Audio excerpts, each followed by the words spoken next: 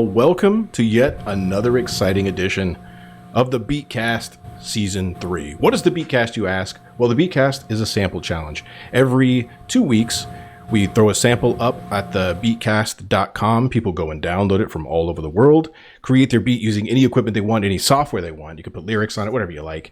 And then we post them that following Sunday on your IG, and you tag the Beatcast, and then you also upload it to the beatcast.com. We collect those beats, and then we come here with distinguished guests and the Beatcast crew to discuss your beats, have a fun time, just chit-chat and all that. As always, I would like to give a shout-out to Mixwell Worldwide, our sponsor. Every episode we do this, Mixwell is kind enough to give away a care package to somebody in the chat just for hanging out and being here, participating in the chat. And today is no exception. So just be here chit-chatting and you will probably win something. There's a good chance. Use code Beatcast25 at checkout to get 25% off all your purchases worldwide. But before we get into all that stuff, let's bring in the Beatcast themselves. Yo. How the hell are you guys? What's happening? What up? You guys doing good? Yeah, man. Is the energy high? Delvon was Feeling awesome. yelling at It's us. a great week. The weather is awesome here. Oh my gosh! I got out. I got Over here getting accused of shit already. Fantastic. Just let everyone know we did confirm. We went through the submissions, and Delvon did not do it again. He did not submit this week. He did not submit. No, There was a deep the investigation. only one that's missing. Yeah. That's it. I'm done. I told y'all. I'm getting exited out. We Slowly but messaged surely. him like 6 times this week, and he was like, nah, I'm just not going to do it. So, yeah. He sent videos of him ignoring messages. This is me not doing it. I made reels just like doing TikTok dances to, ignoring all the messages. So Absolutely. I'm gonna pop off. Well, thank you for doing that, Delvon. Now, I noticed you guys shop at the same store, you and Ellen, and I do appreciate that. We all do. Those are those corduroy hats, too, and it's probably hard to conceptualize what that corduroy looks like in real life. They're freaking cool, though, right? Like that, Yeah, they're dope. that texture? This is actually a women's, so I'm just trying to be androgynous. And this is a man. This is men's. So Excellent. Yes. Yes. Al fucked bases up here. and shipped the packages to the wrong spot, so it is what it is. Al's just his dementia be kicking in his shit. It's all Oh, it good. does. Yeah. And for all of you fellow big-headed people out there, Delvon confirmed to me that will fit my head. So I'm always afraid with the snapbacks and the dad hats that they're not going to fit. Yeah. But fits Delvon, so I'm going to be good. I have a good yeah, it's a feeling. very big hat. Oh shit. Well, Ellen, not a lot of people know this. She's actually literally 3'4", so the hat is massive. She actually has to fold it over twice in the back. Yep. She pins it in the back. Just the same size as Laura Farquaad and shit. That was cool. There is a really exciting. Oop, go ahead. Sorry. Never mind. All right. There is a really. You gave him a second to rethink. He's on You know now. what? Never mind. He has a joke. He has a joke. And Let him this make. week we won't get Let him tell a joke. Yeah. Tell your joke. Well, Oh like yeah, we you do have a practice. joke. I don't have a joke. I don't have a joke. He gets bashful if you put him on the spot. He doesn't like. Yeah, I don't know why he's I acting don't. like this. He had a whole bunch of dad jokes before we got in here and shit, Yeah. but now all of a sudden he just clamming up. It's cool. Don't be It has to be shy. a moment. It has to be a moment. That's right. When the guest starts There was talking, something about just the fucking- crocodile. Yeah, no. When the guest starts Alligator. talking, just randomly, just say a fucking joke, just cut him off. Be real rude. Delvon, is butt cheeks one word or two? That's a good question. There's Well, definitely two. there's a split. Is there Should I think hyphen? it Spread has them to be apart? two because there's two cheeks. You know what I'm saying? Talk about random. Should I spread them apart? No, I don't. Okay, I don't appreciate you talking about spreading my ass on here. I'm really like. All right, real quick. I promise. I'm sorry, Al. Fucking Bree got an extra ass cushion, and he sent it my way. Y'all can make memes about it all you want and shit. He sent it over here. It's fucking excellent. I no longer feel like I'm in a Can we prison see it? simulation. I'm not doing Can we that. see No. it? Fuck no. I told you I ain't wearing pants. I have no underwear on or nothing. I ain't got shit on. It's just a He's shirt. having This the bottom- Barney looking bottom of the shirt and a spine. hat. That's it. I'm glad that it got quiet too. I like that. Go ahead, Unrelated Al. note. Now to follow up, I think We're that was the also, first time Al could not think of something to segue from. I was still thinking that about butt cheeks. conversation. There was no Yeah. point to pivot. There's nothing to go off of. Because you had Wow. like a really good thing in there where you were saying like, well, is butt cheeks two different words? And you were like, well, it's like a split, there's a split decision between is it two or one. There was a joke in there, and my brain was trying to work it out to get to the tagline, but it doesn't matter. More importantly, we're brought to you by Patreon. Patreon.com/The Beatcast, which is chock full of people just like yourselves who are quite literally paying for this damn thing. So we are beholden to them like shareholders. And if we fuck up, they're going to pull their money out and this whole thing stops. And we'll be beaten and thrown into the streets. But before like Cersei Lannister. It will happen. Let me make sure I can do this correctly this time, and I did do it. There we go.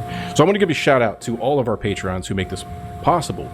Beatsmith Mador, Messy Goods, Tigri, Disgraceland, RC Peters, Prot, Pablo Station, Mark Chai, Little Treasures, Filth Spectre, congratulations again, Ant Architecture, Ollie Wan Kenobi, Zilla Beats, Press Rewind, Who Is This, Q No Rap Name, Jay Linga, Equality 725, One Bar Llama, Squeak Boogie, Nate Gems, Noctimus Prime, Vexo, Gabino Beats, Owl Nimbus, Delvon Watson, VJ Retro 1812, Case Diego, I hope I'm saying that correctly, and All in the Zone just joined us as well. Thank you guys.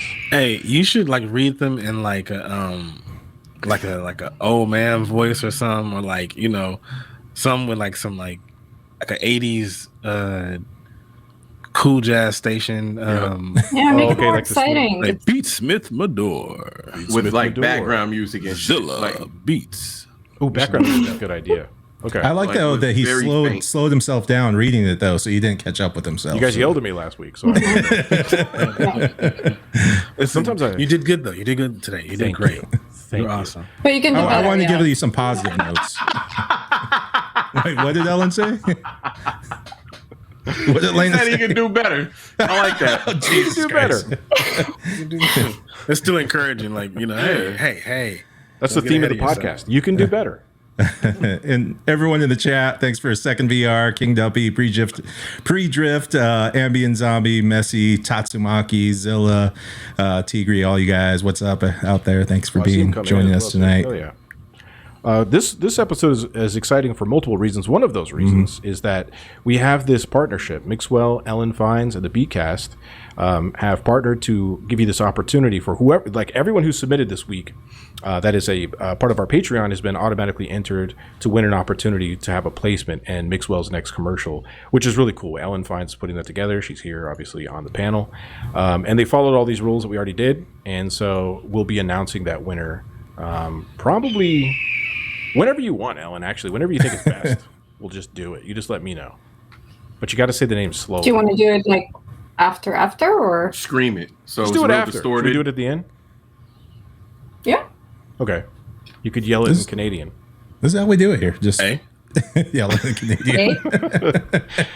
Okay. Neither here nor there. Is that like only like the Midwest The like A thing? East Coast Canadian accent? No, they all do it. They all do it. They all do it. The way you said that, too. No, they all do it. No, they all do it. It's everywhere. They're like butt chicks, eh? What you say?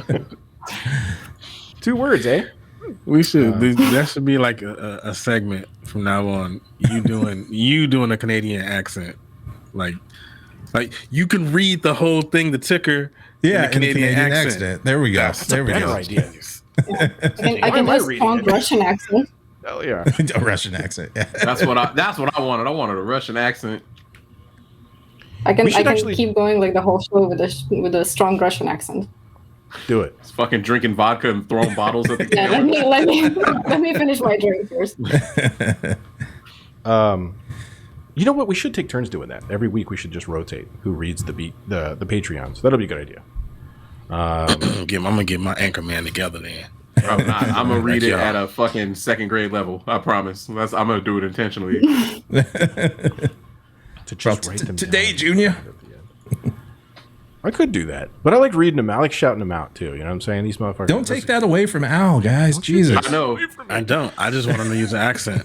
It's like the one thing he looks forward to on the show. He hates the rest of Don't it. be yourself. It's just I'm just an saying. Don't be yourself.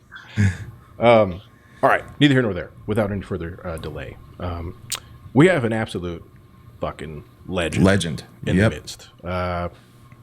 And it's going to be difficult not to fanboy out. Am I right? This is going to be difficult. You know, when they're like, dude, I saw you back in the day at the El Rey Theater when I was like 20 years old and fucking I got stranded outside and it was amazing. And I actually reached up and I said, hey, what's up? And you said, like, who the fuck are you? Get away from the I was thrown out. That was cool. I was a dude making a bunch of requests and you got mad at me. Yeah. You had to be thrown out. Totally understand. Still love you. Still love you, man. But, yeah, there's like, it's, you know, shit. How do you just, there's like it's a rarity that you get to meet somebody who's pushed an art form, literally pushed the entire art form. Not only innovated large portions of it, if not, you know, all of it. Like, just you know what I'm saying? You may disagree, I don't know, but like push the whole thing forward. It was it's like it was, is, and always will be an entire movement because of this individual and his crew of homies. It's like it's phenomenal seeing what they've done. It's like there's really no other parallels that you know what I'm saying, like it's like they were doing things that no one else was doing. It's like they introduced so much to the culture. Yeah. And did you mention the culture of turntablism? Turntablism. That's what we're talking about, right? Yeah. Because I couldn't get it out. My bad. Yep. Can you say that word again? The last word? Is it 2 words or 1? We'll find out today. But ladies and gentlemen, put your hands, your feet, and your butt cheeks together, gently and discreetly and sweetly, for none other than the absolute fucking legendary D-Style. What's up, you guys talking about butt cheeks? That's just crazy. Yeah, so I wanted to ask, is butt cheeks 1 or 2 words? That's the first question. Definitely 2.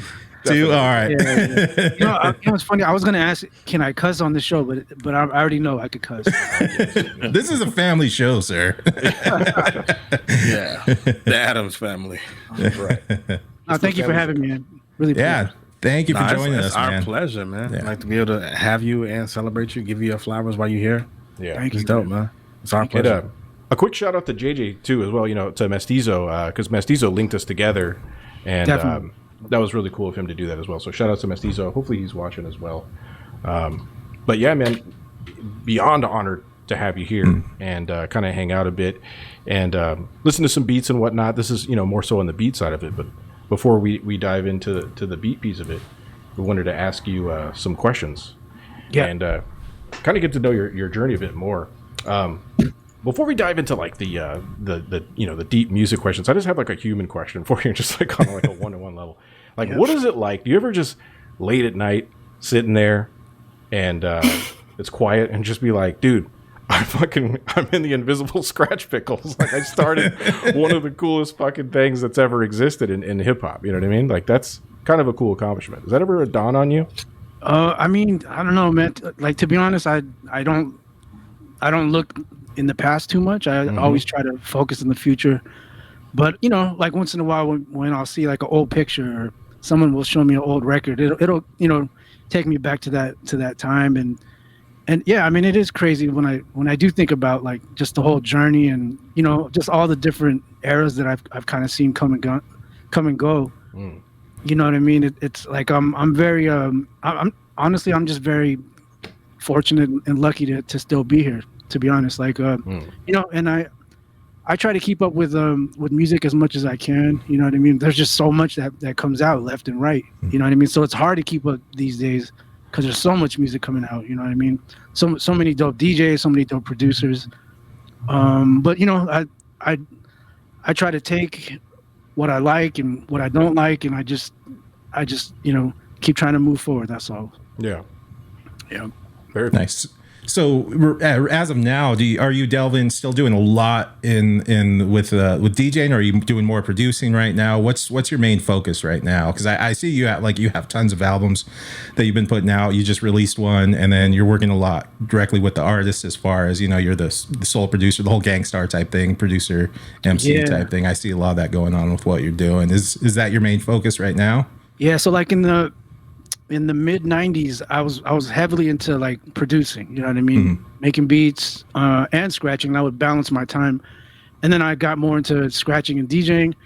but then once the pandemic hit, I was, I got back into making beats again. And like I love like the era of like the whole DJ Shadow and that whole trip hop stuff.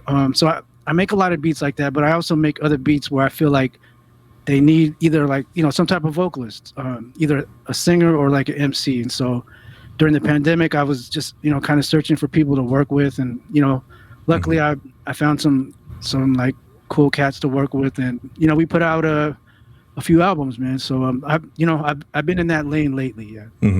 And obviously you have no problem getting anyone to work with you. I mean, no, it's difficult, man. Like, honestly, because I mean, like, because I'm from an older generation. The newer cats, they don't really know the whole DJ world. So I might be more known in the turntablism, lane. But for MCs and newer MCs, they're kind of disconnected from that era. So it's like me starting all over again. Yeah. Isn't that weird how that is too? Like the fact that the newer cats. I mean, if somebody was born like in 2001, yeah. Right. Like the Ice Spices of the world, like they don't know about turntablism necessarily. You know what I mean? Yeah. No, that's like a real interesting point in perspective. How do you bridge the gap as a producer and as a fan between this generation, the generation you're a part of, and the younger ones? Man, I mean, for me, it's like I said, it's pretty much just starting all over again. So it's me reaching out to people that I like, people that I could hear on my beats, what I mean, certain MCs, and I'm a fan, you know what I mean. So I start off as a fan, and I'll just try to reach out to cats that I would love to work with, and it's like hit or miss. Some of them will hit me back, some of them won't. And like I don't try to get too discouraged with it. Like I'll just try to keep it moving forward. But like there's just so much talent out there. So like if like one person doesn't hit me back, then I'll just keep moving. You know what I mean? Yeah. So coming from both areas, what do you think of the new style of like the production, the new styles that are out now? Like, what are your thoughts on that? Like, as far as I guess I could kind of, one of my questions I had is, we have a lot more people using like sample packs and composition packs and stuff like that, as opposed to knowing the records and the vinyl and digging in vinyl. Like, what are your thoughts on how producers have changed from when you began into where it's at now? Yeah, I mean that right there is kind of weird to get used to. You know what I mean? For me, because I came from that era where you had to sample from records. Yeah. Now everyone's sampling from sampling packs or YouTube. So that took a while for me to get used to. But I'm totally open to it, man. I think it just comes down to the producer's ear and if they got a good ear or not, and if they understand how to take certain moments from a sample. You know what I mean? You know what the biggest thing for me was that, especially in like this whole independent hip hop lane, like a lot of the MCs like rapping over beats that don't have drums, and that to me was the biggest or the weirdest thing to get used to, because back in the days that was like a no. It was a no. It didn't exist. Like you could have a cool loop or whatever, but if you didn't have drums on it, it was like that beat's halfway done. It's not even done yet, So yeah, to me that was the weirdest part, honestly. The only time I remember that being done super well was, remember Heavy Mental by Killer Priest? Yeah. That cut. Well, a lot of that stuff was those samples and those chops were the percussion was really built into the sample, and so it still had some meat to it and stuff. But yeah, right, it's a very similar vein. I'm still like, I get it because I produce, so I get it. But at the same time, it's still like I crave some drums and stuff. It's funny because it's hard to make it sound good too. Because I mean, you could do that, but to make it actually sound good is an art. I know we talked about it. What do you like? When we were talking about Alchemist, his old stuff or like the new type stuff he's doing. It's like when I dive in, I try to test my skills to see if I could do it. It's hard to do it, to make it sound good. So there is still an art to it. Because I think part of that. And I mean, you guys can answer this too. I think part of that is because you're programmed to function another way. Like, I don't make good drill beats. because that's not my lane. That's not my thought process, you know. And I mean, you guys, I don't know how you guys approach it. I mean, I know some cats that can still do it and whatnot, but for me, it still comes out sounding. I mean, because I've found my sound partly, but I can't, you know, sound like somebody else. You know, one of those drill trap beats. Mm-hmm. Right. Yeah. I can only do what it is that I like, whatever I'm vibing with, for sure. At least on my side of it. We have a bunch of questions for you, but I want to pepper in some of these from Patreon as well. Some of our patrons who have subscribed have asked some questions. And Kes Yago asks, where do you think the LA beat scene is converging towards, and how would it look like, or what would it look like in 10 years? The LA beat makers and stuff like that, you know, like artificial intelligence and so on. He's asking. Jeez, man. To be honest, I left LA 4 years ago, and when I left, so I was doing this weekly spot there called Low End Theory, and we would showcase different producers, you know.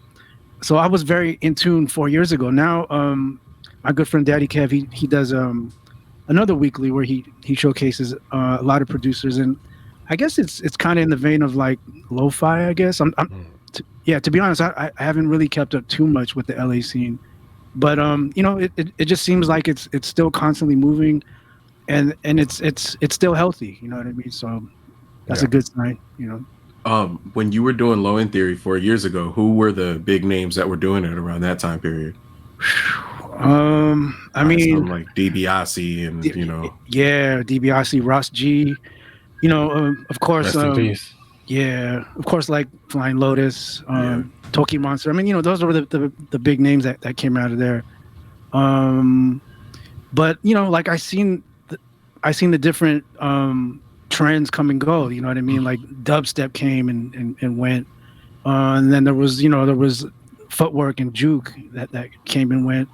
You know, and from my perspective, you know, since I'm a DJ, I was able to play all kinds of stuff, you know what I mean? So I could go from dubstep to you know, to Rick Ross to whatever, like, and be able to just kind of blend everything together. right? But yeah, it was such a dope time to be around, you know what I mean? Very inspiring to be around those producers and all that different type of music, you know. Right. Yeah, I think like the Low End Theory like kind of helped, like as far as, you know, the global producer scene where like producers work together a lot more. Did you feel like that was the case when because you were a resident at Low End Theory, so you were there for all of that? Did you see, were you guys all really coming together and working together and had this camaraderie? Because it's like, you know, and like for rappers, it's like all these crews, everyone, like, you know, no one really helped each other out and stuff like that. And did you notice that a little differently at Low End Theory, where you guys were just really vibing together and helping each other? Yeah, definitely.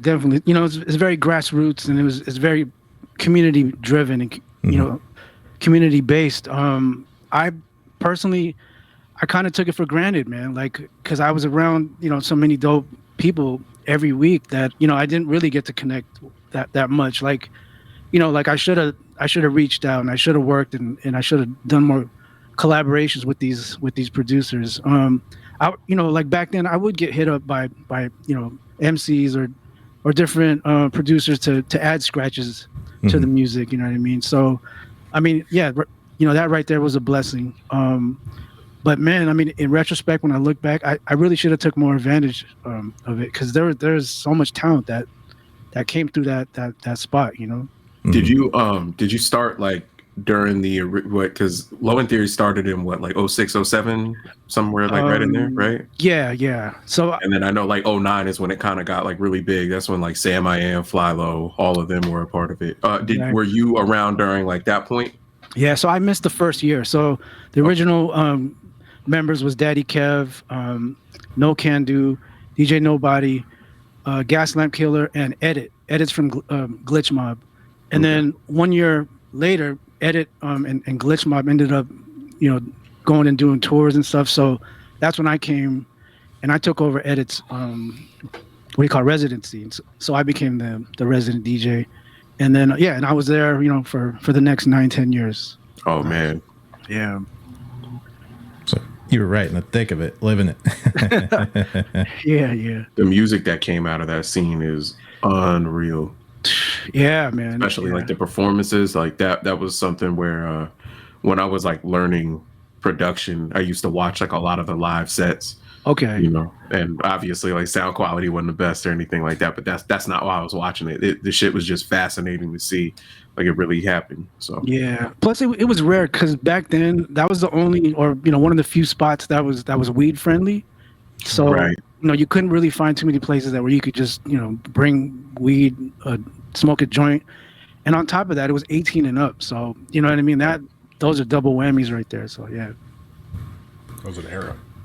So being around so much talent like that, not just at Low End Theory, but your whole career, like who would you say like are your it's kind of hard to say like your biggest mentor, like who did you learn the most from, who you were around as far as DJing and producing? I'm sure with all the rest of the guys, and you got Invisible, Scratch Pickles, you guys all vibed off each other, but who would you say you really learned a lot from? When it came down to business and learning that side of things, I learned a lot from our manager, Yoga Frog, because me and him we were roommates for a good year or two.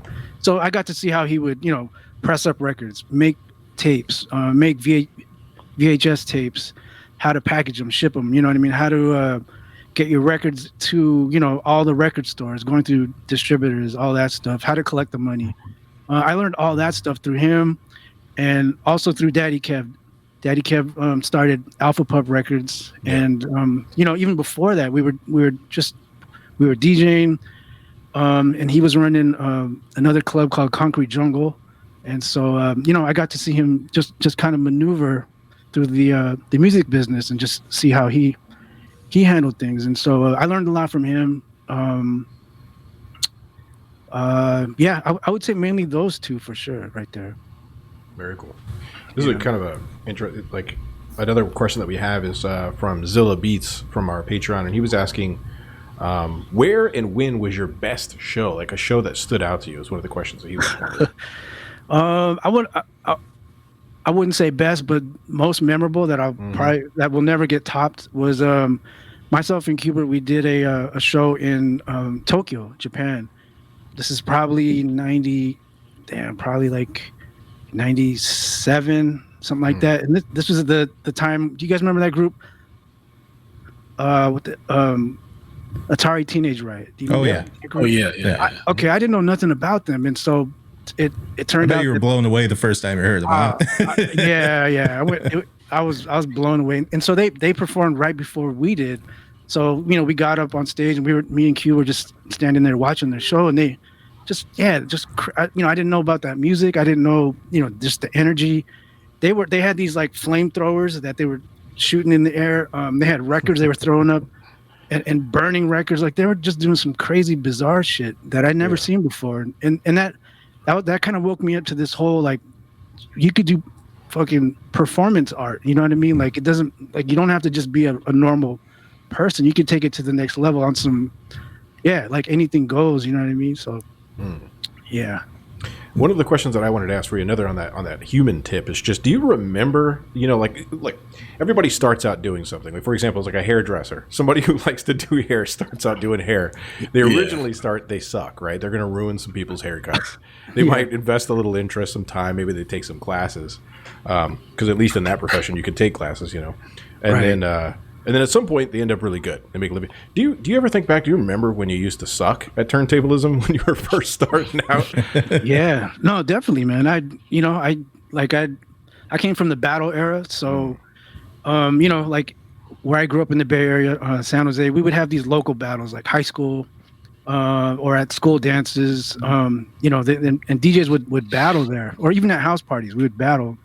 And I remember I would always get booed. You know what I mean? Because I just didn't. It was noisy. It was not ear friendly at all. I didn't know how to keep the beat. You know what I mean? And all I cared about was just scratching and beat juggling, and it didn't have any structure to it. You know what I mean? So yeah, I would get booed all the time.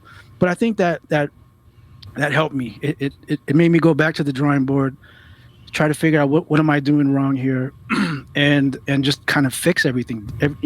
Kind of dial everything in better. You know what I mean? So that definitely made me more hungry to to succeed. You know what I mean? Mm-hmm.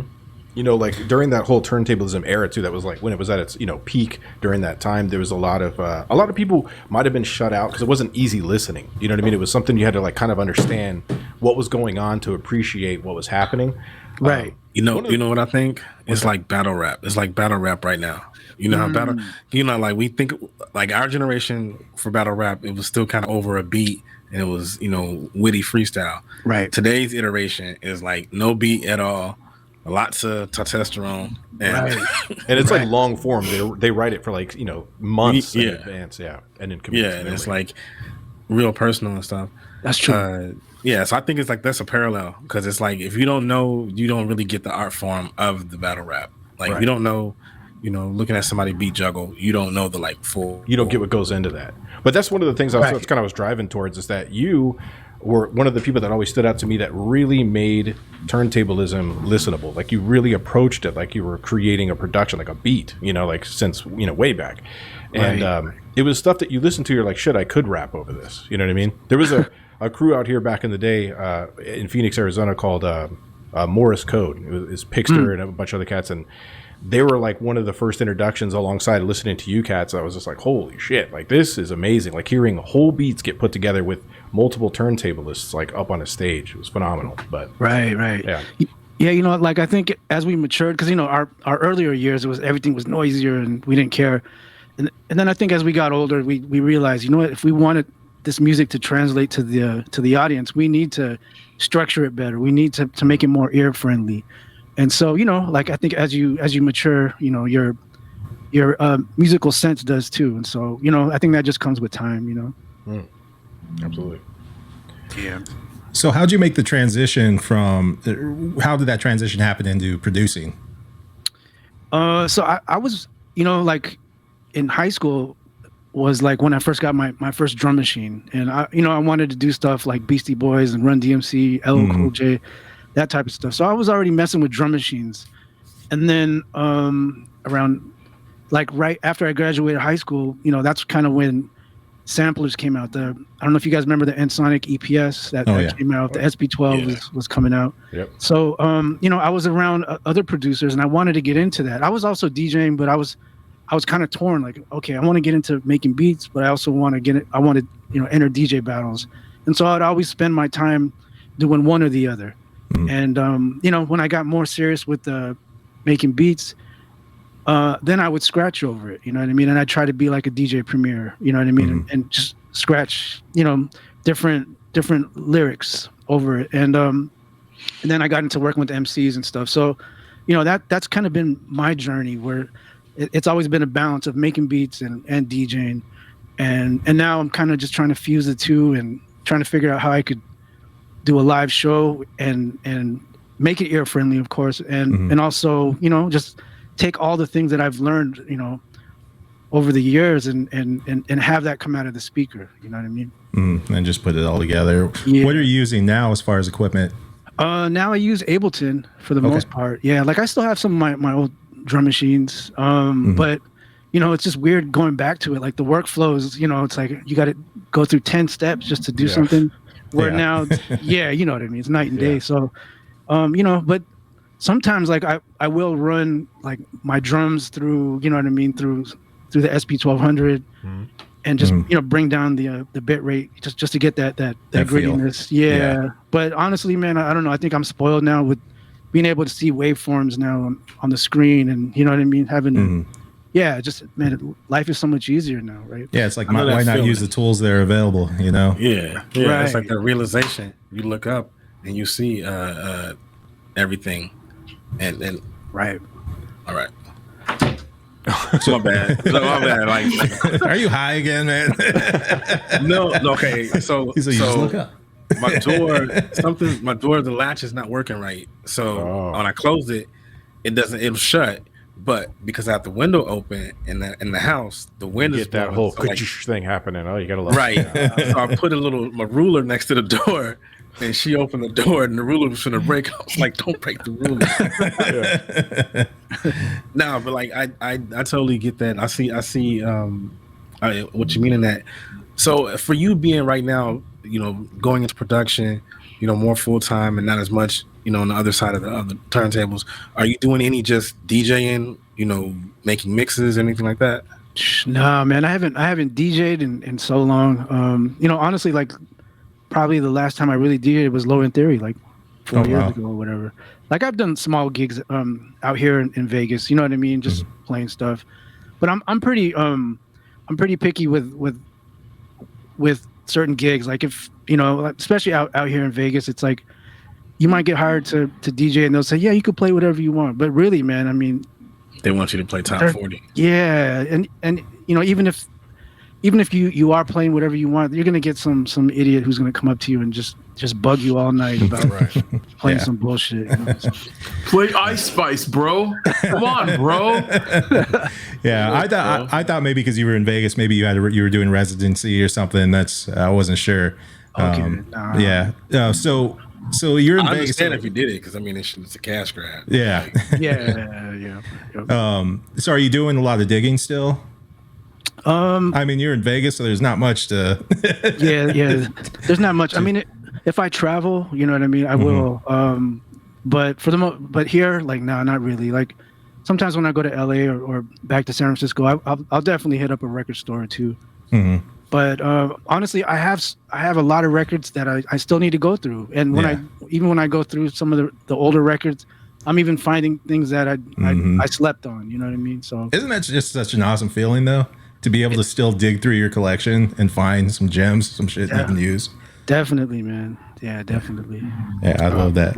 One of the questions I have is from my homie Russ, one of my longtime friends. He was like, "You're having these tales on. You got to ask him this question. It's something he's always wanted to know." He wanted to know, how do you see music? He was asking, is it like math to you, or something spiritual, or just like something that makes you feel like you're just going to get better with like your seasonings and scratches and whatnot? Shit, how I see music. I mean, like. To me, it's all about the feeling and what if it excites me or not, you know what I mean. And so if I'm going through records, for example, and I find something, normally it's if I find something, it'll give me that, like, stop everything right now and just work with this, because this is it right here, you know what I mean. And I don't want to lose it too, like, like when you get that idea and that spurt, honestly, a lot of my best music happens and I make it within like 7 minutes, like just right on the spot. You know what I mean? And it's just meat. It's just the meat and potatoes.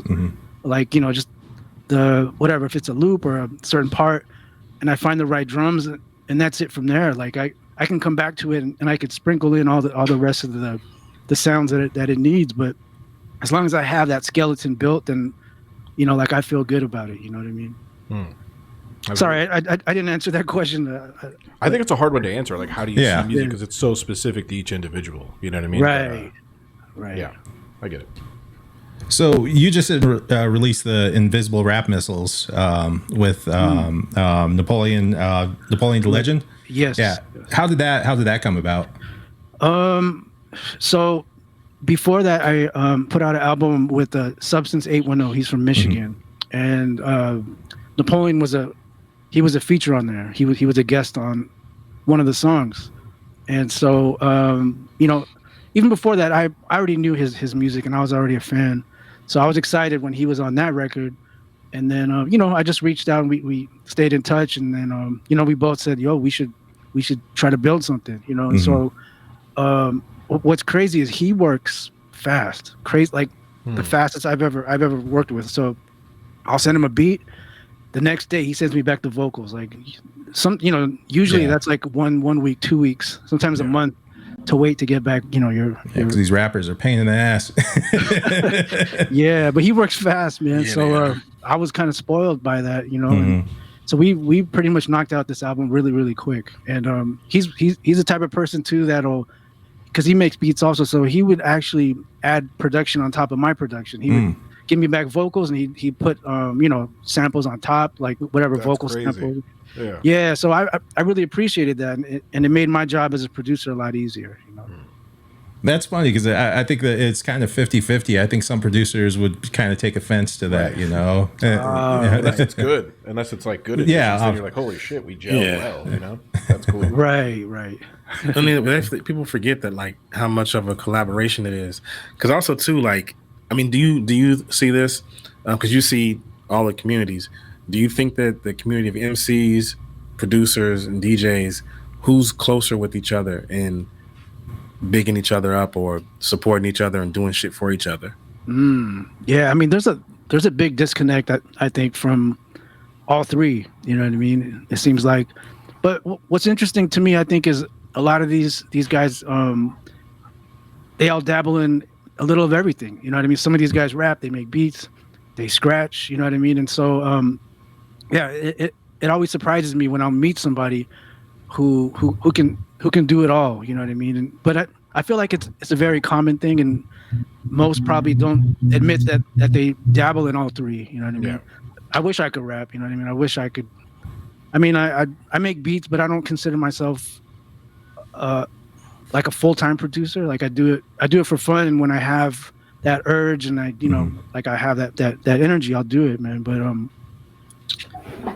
I'm sorry, man. What was the question again? I got derailed. My bad. I'm high too. The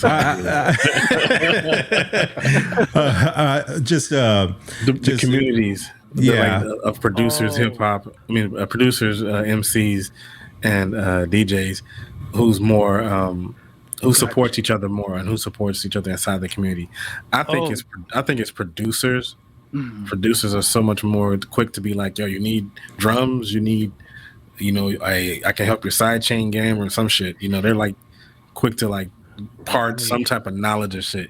You don't have a lot of MCs who will be like trying to explain double entendres and syllables to somebody. You know, they don't want to give up the tricks of the trade and shit. Yeah, no, yeah, you're right. And I think a lot of that has to just come from like, because we come from the battle era. So a lot of DJs, they're so used to, you know, seeing everyone else as competition. MCs, they look at everyone else as competition. Producers, it seems like it's more of an open community where everybody helps each other out. And you're right, like, you know, or you need drums, you need a beat pack or whatever, or you know, you need some guidance on how to compress or whatever, mix down. I think that's a beautiful thing, man. I see the whole DJ culture thing is more open now, and you know, they definitely share more now, because back in the day it was like, I'm not showing you how to do a 2-click flare scratch, like, you know what I mean? We kept that shit secret because we were all, you know, just greedy and we wanted to use it for ourselves. And now everybody's more open, so that's dope, you know. Yeah, covering the labels on the records, all that, you know? Yeah. All in the Zone is another one of our patrons who wanted to ask, is there a way to listen to the beats on or purchase a copy of, I believe, Psychomate? I've been trying to find them forever. Oh, damn, I put that out. That was a Japanese release. I think that's on my Bandcamp, and it should have a preview on there, I believe. So if you go to my Bandcamp, I think my Bandcamp's DJ D Styles. It should be there. So I'm pretty sure it is. There you go. Psychomate. Yeah. Psychomate. Yeah, I didn't know. You know what that means? Or you guys know? No. Oh, okay. What does it mean? It's I ain't gonna tell you now. There's a few ways to define it, but it's almost like, so in Japanese, Psychomate, it means completion, and in a sexual ways, completion. Got it. Yeah. Climax. or in modern terms, as it's called, is your Uber's here. Jesus. Oh man. Yeah. Absolutely. I am not a jerk. Zilla also asked, what was that one song? What was the one song you heard that got you into DJing?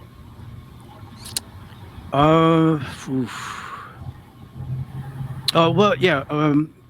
Definitely was a Herbie Hancock Rocket. That was like the first where I heard scratching, and then there was a video where there was scratching. I don't know if you guys ever seen the video to Rocket, Herbie Hancock, but if you haven't, watch it, man, because it's so futuristic and bugged out and weird fever dream type video too. Yeah. But the fact that it had scratching in there, and Grandmaster DST, he did a long solo, so that was unheard of on records, especially on a major record too. On a pop record too. On a pop record, yeah, and such a huge. That shit was like that was a cultural icon. It was, yeah. So he, because if you wanted to be hip and like be white or some shit, like like you put on that Herbie Hancock, it was like, hey, Rocket, right? Yeah. That seems to be the big one, because like when I watched the Scratch documentary, it's like that's the one they were all saying. It's like we saw Rocket, that's the first. Like if you were in New York to experience that, it's like that's a lot of people's first introduction to scratching. Yeah, I mean there was no way to not hear it. You know what I mean? Because it was on every video, MTV.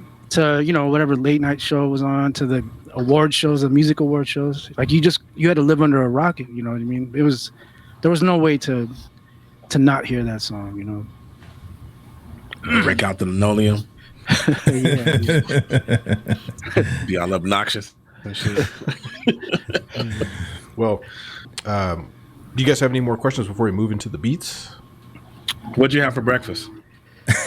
Oh man, I'm pretty good with breakfast. I'm good making omelets and eggs and that type of stuff. So usually, today I made an omelet basically, like a veggie omelet. You know what I mean? Yeah. Keep it simple. What you guys have for breakfast? Actually, today I didn't. I got invited to breakfast, but then it got canceled, so that just sent my day like shifted. But yesterday, I had a veggie omelet. Nice. An apple and a biscuit. Apple is it? Healthy. That's healthy. Yeah. So I'm on. I had apple pancakes. Oh, so it was an apple day. I had celery. I had celery and hummus. That was my breakfast. Oh, hummus. Yeah. That's interesting. No, I eating like a white woman. I didn't have time to cook this morning. And like my sister's nutritionist, she's got me on this crazy diet, so it was like just something quick. Like, she's like, "Yo, I just made this shit up. I'm gonna practice on my brother." It's gonna work. Yeah, that's exactly what happened. Guinea pig. Yeah. See if he lives RTC over there eating oxygen like SpongeBob and shit. Well, we'll still sprinkle questions in between the beats as well, but before we jump into the beats, the Beatcast is brought to you in part by Mixwell Worldwide, the turntable and lifestyle brand going strong since 1997. Patreon. Our patrons directly support the Beatcast. Choose a tier that works best for you and receive items like merch, exclusive sample packs, as well as a direct shout out in our live shows. Patreon.com/The Beatcast. Picking up some new equipment. A portion of anything you purchase through our Zounds affiliate link, located on our website at thebeatcast.com, will directly go to support the Beatcast project.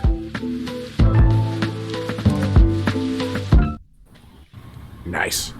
I really love how like it's like supportive and like it pushes, it's like dried grapes, it's just raising awareness. Oh my god! Oh boys! Just getting those dad jokes in there. Really quick before we get in the beats though, since D-Styles did get to hear the sample, what'd you think of it, man? There was a lot of parts in there to grab. Like, it was brass, right? Was that what? It was Canadian brass. Yeah. Okay, yeah. What I don't know too much about that group, or like, how did you guys find that? Like, so that like I do the majority of the sample pulls. It was just one of those random ones that when you're digging, just like I'm going to check this out, see what it is, and so I got some hate mail on that one because it was a little too much brass and it had that Renaissance fair sound to it. Okay, but I think I fall into a trap sometimes where like I think of it as more like this is going to be a great boom bap beat using something like that with those big horns, Right. Yeah, I mean, I thought that was cool because it had different parts. There were some open parts towards the middle. Kind of got explosive and energetic. So I'm interested to see what people do with it. Awesome. Yeah, it's gonna be some dope shit, man. We got some really good producers in our community. Dope. dope. Yeah, and you're really going to see just the variety of people we have submitting to. Just, I mean, you'll hear some drum and bass stuff, some hip hop stuff, some lo-fi sounding stuff, and just some crazy off the wall stuff too. Sick. Okay. And so there is still some kind of weird issue with the submission thing that we're trying to figure out how to replicate it so we can make it stop. But me and Zilla were working on it as well. I think we have almost all the beats. We might be missing like one or two. Like Casiego, I think, is one of the ones that we might be missing. We'll have to see as we go through. But if you guys pop in during the chat, just submit them and I'll try to get them downloaded and put them in. And Delvon, yours is in there.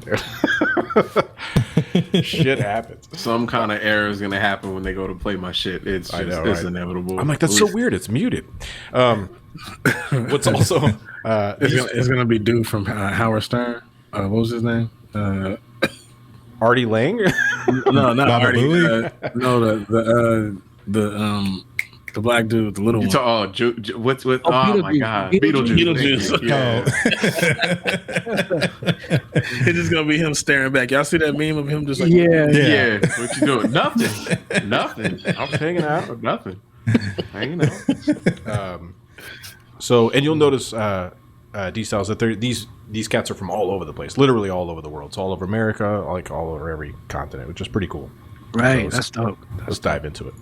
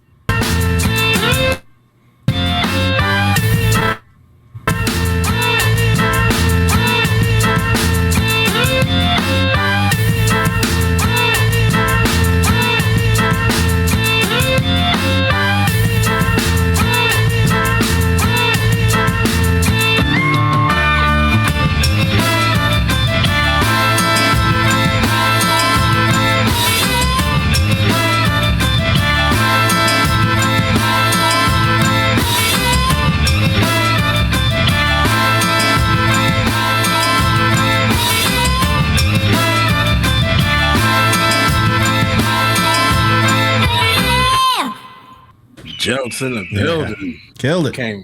He came with weapons. Yeah, it kind of shows you what you can do with those horns. So it's like that's like a great example of where you can go with it, like really upbeat and powerful. That's kind of exactly what I envisioned with that sample, what he did with that. Yeah, man. Good shit, Jels. Let's keep running.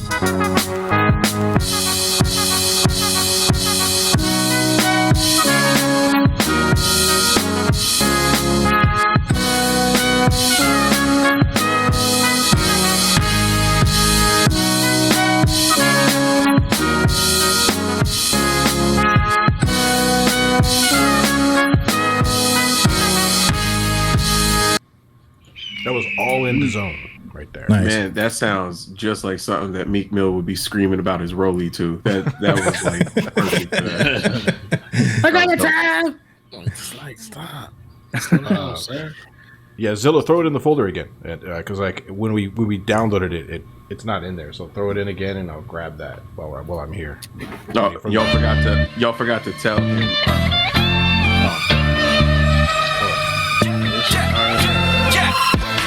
Pablo Station.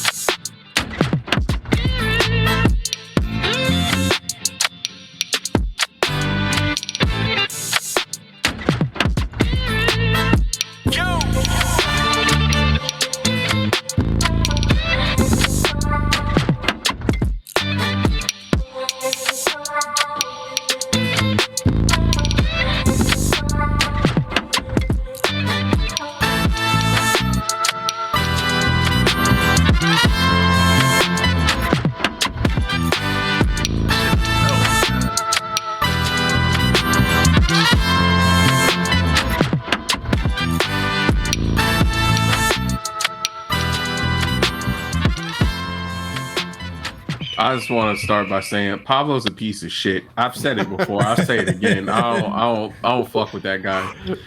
I'm fucking tired of you submitting music, man. I'm planning a trip to Tucson. You're gonna see. Dude, a whole bunch of it's over. It's fucking done. It's over. It's over. Hell yeah, man. He's phenomenal, man. Dude, it's ridiculous. I was sick. Yeah, that was just a great lesson in chopping right there. That's the thing about his chops, man. And then like he makes it so damn funky with his bass lines, the keys he adds. It's crazy. So I'm Dude, everything he does is like he has a signature. That shit is like all the like sporadic and syncopated beats and percussion and stuff, and chops. Everything functions in like a different, like percussion-ish way. Yeah. As soon as you hear it, you're like, all right, yep, that's Pablo. That's Pablo right there. Good shit, man.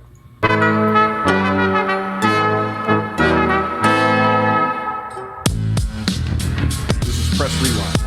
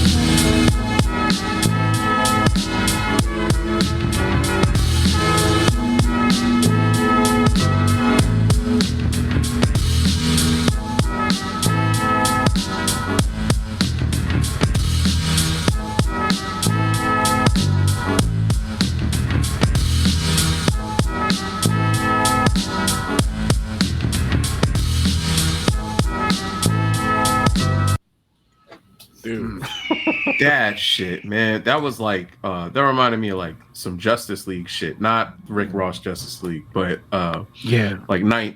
That sounded like something Master Ace could rhyme on. Soul Council shit. That shit was just man, that dude is so fucking good.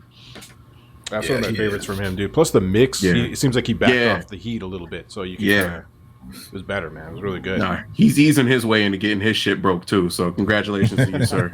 You're on the list. You're on the list. Oh yeah, man. Beat Smith the door.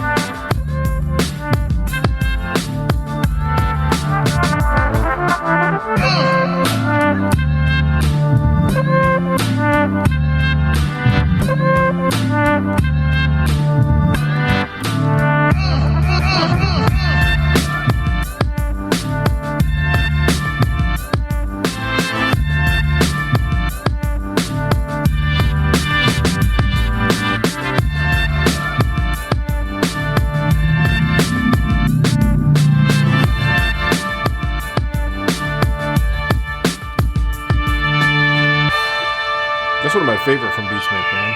Oh yeah, that shit was solid. That shit was real good. I wonder how many of these cats like, because it seems like everyone's mixes are getting better too. Just like over, I wonder if it must be like wait, no, segue. Is it a segue? Yeah. It's segue. Segue. If you want to get better at your mixes, you can always join Sam Drumlow. We have a series here called Critical Listening that we do in between the Beatcast regular show with Sam Drumlow, who's an absolutely phenomenal and really cool and open engineer who's we were talking about it earlier. Talk about a dude who's really to say, hey, look, this is my playbook. Here, take it. You know what I mean? And then he'll go and innovate, learn some new shit, and show you some more. And he's helped me a lot, and I know he's helped a lot of the community. I think our next one, I'm not exactly sure of the date. I don't have the calendar in front of me. Do you know what it is, RTC? 14th.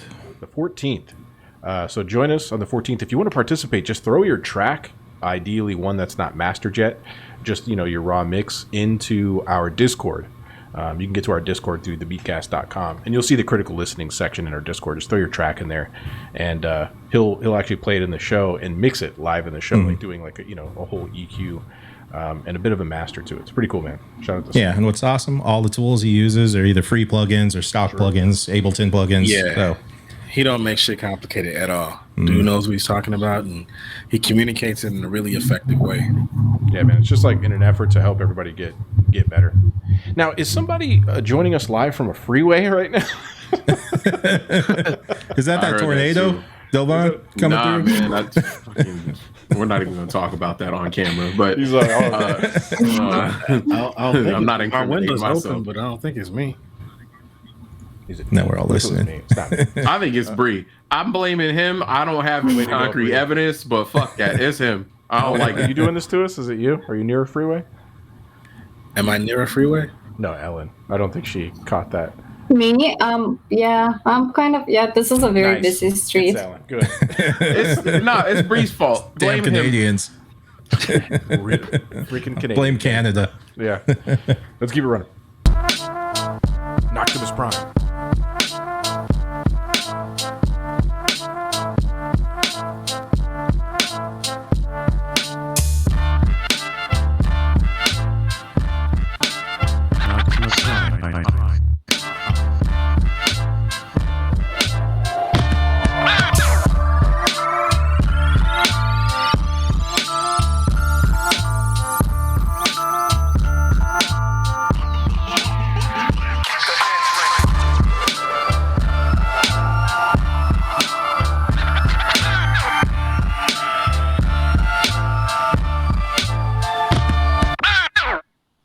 Damn.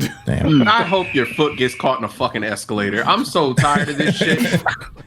That shit is so dope. God damn, man. Damn, So what I love about Noctimus' stuff is that he's always got those little samples in there. Like, it's like it reminds me of like he's pulling like from sampling from scratch records, like all those little drops and everything in there.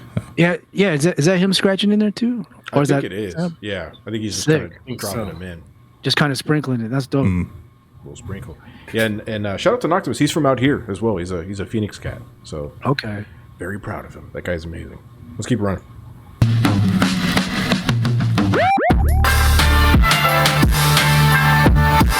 This is Rebel Culture Music. Rebel Culture Music.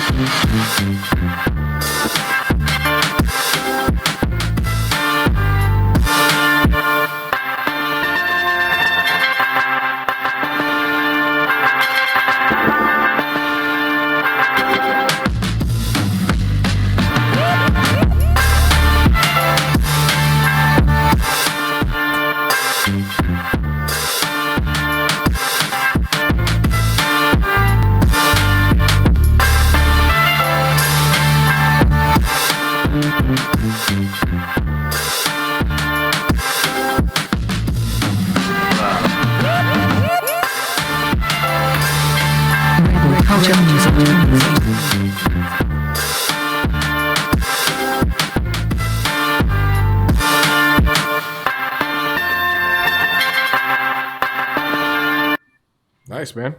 Jesus Christ, all you fucking koala dudes. Hey, so I got a question on the koala performance shit. Does when you create a whole sequence and you create a pattern, then you can create a sequence in koala. do all the effects, are they programmed in when you do it? Can you like save the effects as you play? No, it's all live. All of it's live. There's two options. You can do like the free mode where you hold it up and then you let off and then it goes back to standard, or there's a hold option that's at the bottom. So like if you turn it up to, I don't know, halfway, whatever the fuck you're dealing with, if you let off, it stays halfway, and then you can either turn hold off or you could drag it back down to wherever you want. But that's how dudes are like bit crush what they got going on and things like that throughout a whole track. But then you have other ones where you get the stutter effect for a second, they turn it off, that type shit. There goes Sam. We were just talking about you. D-Styles, have you messed around with Koala, or have you seen the Koala sampler app? Yeah, I've seen it, but I never messed with it. But I've always been curious about it, man. That right there was dope. It was really dope. You can get some crazy stuff out of it, yeah. And it's wild how like it's brought the barrier of entry down. Equipment's so damn expensive, but right, you gotta lug it around, find places to store it if you're not using it. But with your phone or your like tablet, you just jump in for like $5 with the app. Not an ad, but it's cool that you could just do that. It's funny whenever people ask me too, like peers of mine out there in the world that don't know anything about music stuff, but they're like maybe their cousin or their kid or something is getting into music. It's one of the first things I tell them to get. I'm like, find out if you're down with it. Like, just jump into there. Yeah, right. That's dope. Yeah, man. Because it also that shows like dedication. Because Koala is not it's not the hardest to learn, but at the same time, it's like once you get used to other equipment, it's a different to start using. I just recommend that anybody that gets it to start out, like I know that there's a free version. This might be like some counterintuitive advice, but I think that you should pay for Samurai or whatever the fuck it's called. Pay for whatever version it is. I think it's maybe $10 or something like that, but it'll give you piano. It might be less. I don't remember. I paid for the shit a while ago, but you get piano roll. You get a bunch of other options that will make your life easy if you're trying to start out, like the step sequencer and that type of shit. It just makes your life easy if you're brand new to it. So I highly recommend, if you're interested, you lost maybe 10, they're saying less than that, just my recommendation. Yeah, it's like $8 or something, right? Real quick too, I want to give a shout out to Messy Goodness, who gifted a sub to Chip Girl, and then also a shout out to Beatsmith Fedora for your 3-month sub, man. Appreciate that. That shit helps out. We do have a sub goal too. If you guys see that at the bottom of the screen, if you can hit that, that helps out greatly with covering the cost of running the shit, blah, blah, blah. So that's there for you. If you have an Amazon Prime subscription, you could always use that as well. You have it free as a part of your Prime subscription. So don't give that money to Jeff Bezos because he's taking that $5 regardless. Sam Drumlow just hopped in. You were just talking about you a second ago. I haven't played your beat yet. And Zilla, we did. I do have the one from this week for sure. Flat Bloom Society.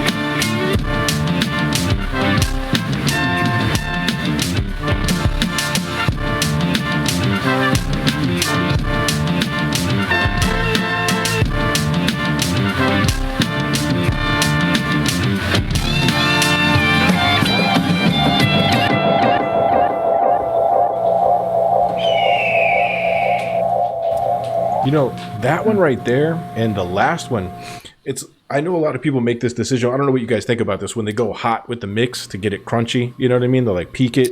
Yeah. I know some people like it's divisive. It's almost like the word butt cheeks, where it's a split decision. Some people like it. I think there's a way to do it, and I don't think that like necessarily turning the gain up and then taking the wave or whatever and just exporting it that way is a way to do it.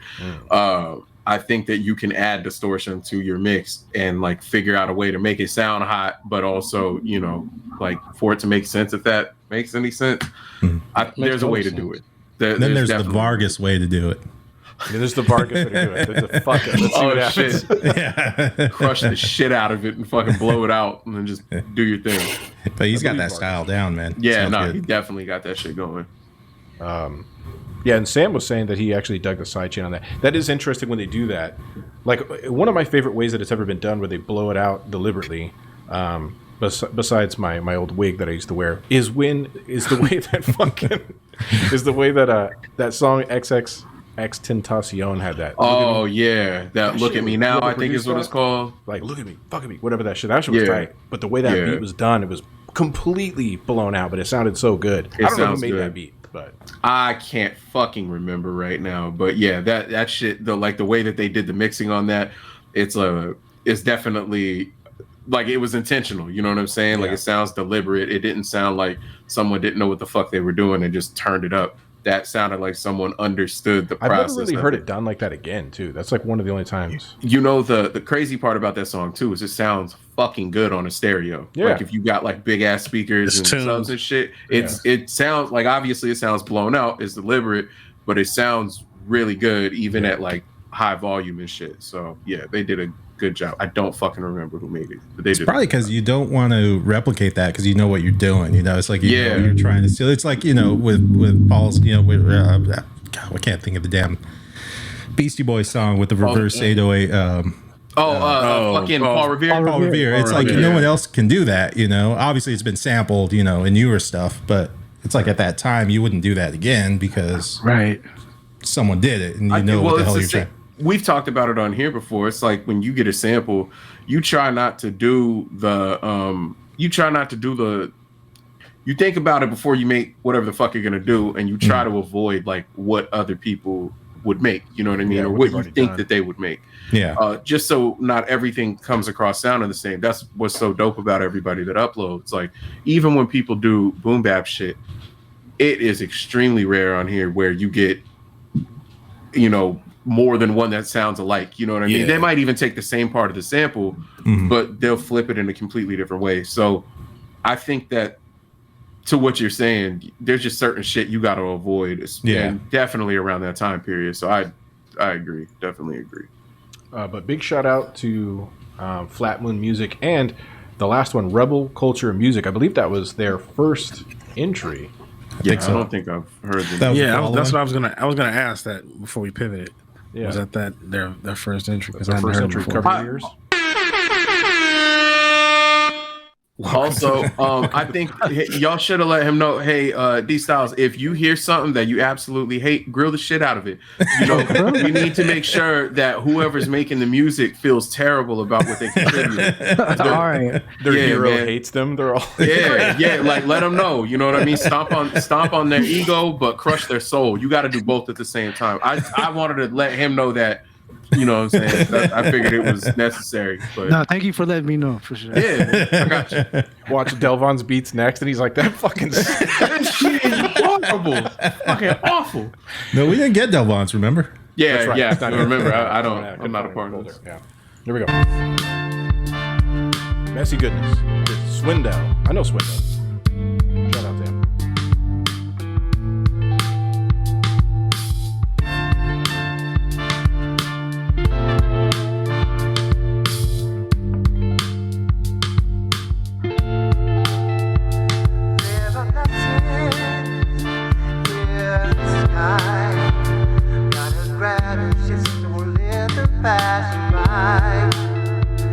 There are lessons day and night.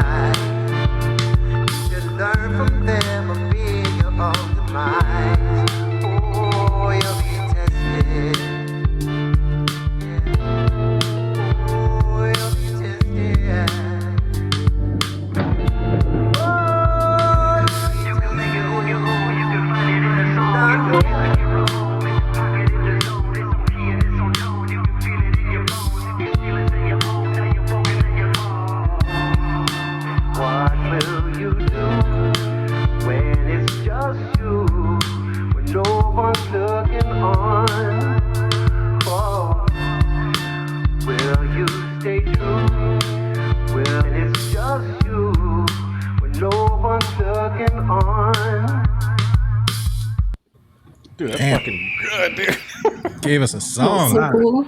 Yeah, turn that into a song. That's crazy. Yeah. That was both of them on the lyrics too. That's Swindell singing and Messi like rapping a little bit there. Damn. Pretty. I love that guitar he put in there too. Just gave it that Portishead vibe too. Yeah. Yeah, that's talent right there. Wow. I know he has the drum kit set up too. That must be him. Like, but it sounded like there was some live drums. It was playing. Yeah. Yeah. Wow. Fucking good, man. Messi, god damn it. It's not that serious, sir. Yeah, man. Good stuff. Let's keep it running.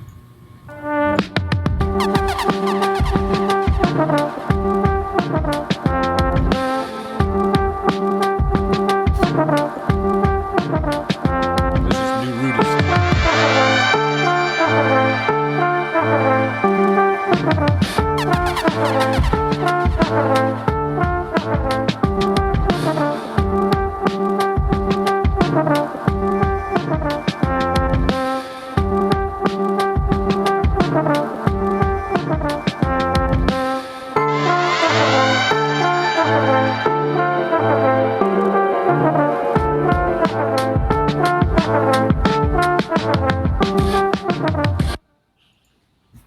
Nice. New Rudis always killing it. Sick. Got Rudis in the building. RUK Dope running video. from over the pond. Is he settled in now over there? I think he is. I think he's in his spot now. Nice. Hell yeah. Shout out to New Rudis. And make sure to check out his Instagram. Find links for his drum packs. He's got some killer drum packs, and he also brought us that volume, the 3 a.m. drum pack as well for you Patreon subscribers. Vintage drums that he put out with this. Yeah, definitely jump on the Patreon if you want to get that one. That's a good one. You get that one and like 3 other ones right away. And then, additionally, and we should talk about this, and I'm glad that you brought that up. There's and I hope I put it in here. I did not. But John Sandoval's Conversation Pieces is out now. That's also in there, which is really cool. It's like, did you download it, Delvon? You did. What did you think of it? That shit is crazy. So I only got halfway through it earlier. I've been busy as hell all day, but that shit is a trip. I think I'm like exactly at the halfway point. It's fucking crazy. It's a entire mix of different shit. There's like drum openings. There's interlude, sample type shit. You've got like funk shit, soul shit, jazz shit. It's kind of everywhere, but it sounds very cohesive. It's very smooth. This is something you could definitely just like throw on, clean the house to, that type shit. And T. Gree finally got his Philip Glass track that he's been wanting in there. Oh, yeah, he has been wanting that. There's Philip Glass. No, and tape, John, he had an awesome idea when he brought it to us. It's like, doing a mixtape style that can be sampled, like this is stuff that you can sample from. And we all know John is like he finds shit. Has a great ear. Great ear, knows like his music. He can dig. Yeah. Oh, he's a if you don't know, he's a digger. He and collector. He's a collector more than just a digger. He's a collector. So he has choice sounds. So his ear is tuned to. Yeah, what Zilla said. Same here. Like when I was listening to it, that's what I was doing. I was just like logging different times. That's what I planned on doing. I got something that I'm thinking about making happen with it. But that shit is super dope. Definitely go check it out. I don't think you'll be disappointed. It's got a mix of everything in it. Sounds really good. It's also got some off the wall shit in it too, but it blends very well. Super dope. Yeah, man, that was really cool of him to put that together. That guy has a real appreciation for records. It's like something I haven't seen parallel. See, what I dig, it's like I know like artists and I know labels and years and stuff like that, but I don't like the way he does. Like he knows, okay, this saxophone player, I know he played on this album over here. Yeah. That type of stuff. It's like he's a real collector. He's really into the. Yeah, I do the same shit. I buy more artists than I do labels. So it's just like I want to have Lou Donaldson or I want to have this person. See, I've been digging for years, and I'm still like, okay, this cover looks dope. Right, the year looks good. That's my thrift shop theory. Yeah, if I go to thrift shops, that's how I'm like, okay, that cover looks dope. So we're gonna go with this orchestra. So D-South, how far do you get into it with digging? Do you take it that deep, or is it just more of like you understand, what labels, what years, and what to pull, or do you really dive in and on some crazy next level. Yeah, I mean it's kind of all of the above, you know what I mean? Like labels and year. But like now I'm just kind of into the weirder stuff, you know what I mean? Like I used to buy just strictly label, or like if the artwork was dope, but now I'm just kind of like, oh, this is some weird off the wall. Like Turkish psychedelic type stuff. I'll definitely find something on here, Yeah, I think it's just about when you're digging so long, you've already got all the soul stuff, you've already got all the funk stuff, so now you got to kind of branch out. Exactly. Because I mean, also too, like a lot of stuff starts to just because of the eras and just because that's just the way things work, starts to sound the same. So you gotta like cross lanes and go. Did Delvon's body get loose? What? No, that was Ellen. I have no idea. I'm just, don't comment on my butt cheeks and what they make. He gave you a cushion for your cheeks. You got to at least let him comment on it sometime. Sam Drumlow, also thank you for shooting a gift over to Eric Goodsoldier. That was very nice of you. Let's keep it running.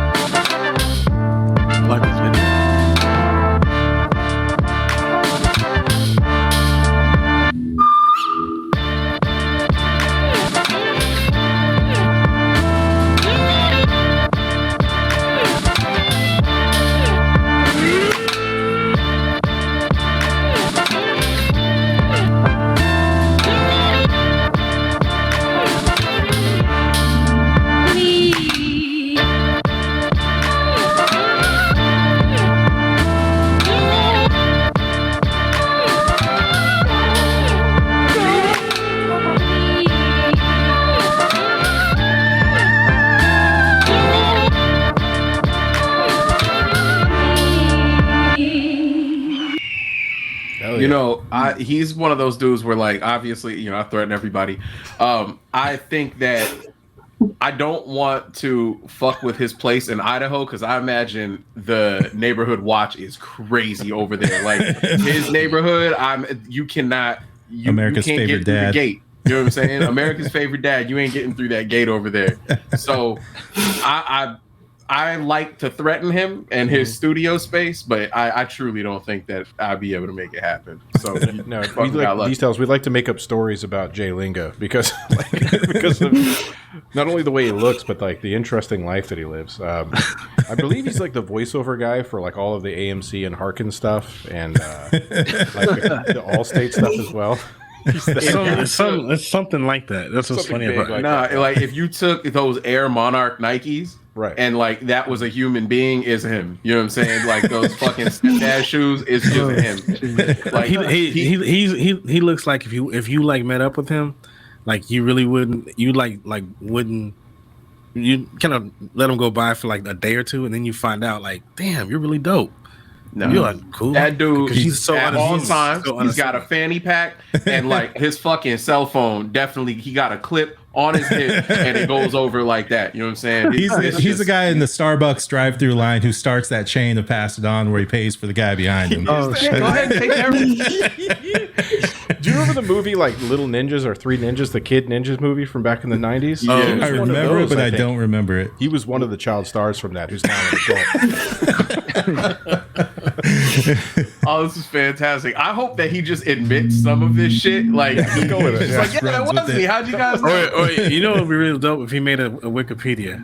He definitely got one, but I think it's under some other name. It's definitely under some name. Like, what's a generic ass name that would fit him?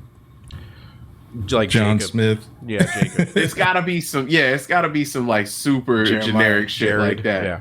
But he has no fucking amazing. right Yeah. being as good as he is. So like what Al's saying, the dude is incredible at what he does. Yeah. But I just get tired of looking at him. I get tired of his fucking videos. I really don't appreciate anything that he does, but it's amazing. Like, fucking shout out to that piece of shit. Yeah, I would buy I think he made medication it. off of him though.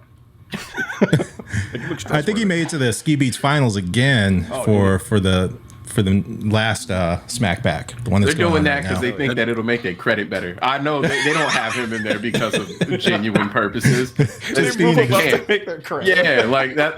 If he being is his in your friend. vicinity, you get like a 62-point boost. Just him being like next to you and shit. You know If you what I'm go saying? out to eat with Jay Linga, he's gonna buy lunch. Yeah, dude. 100%. If you go like near a car lot with him, they don't need a co-signer. Like if you went without him, that's a different story. But you go with him, they don't need shit. Like you get a free coffee with him. Yeah. And you go, it's like, you want a bagel? Like I don't know why, but you just want to give you a bagel. Gives you an extra bagel. He just goes Lenga, and then he leaves. All right, let's. You know he does like fucking finger guns. Oh, there's some things.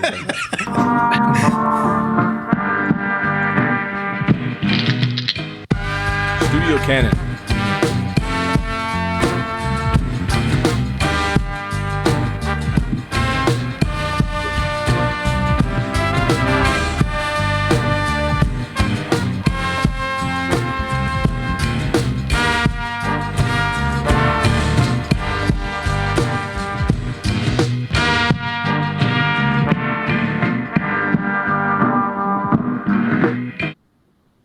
Damn, dude. I was ready with the Hawk. That was a short one. Yeah, short and sweet. I like. There was like just like a low and slow swing to that. A lot of Cannon stuff is like that, man. He has like an approach that I really dig. It's almost a never miss for me when that guy puts one in. Shout out to you, man. Good stuff. Bingo, bango. それも木から落ちるライミングなせばなる I make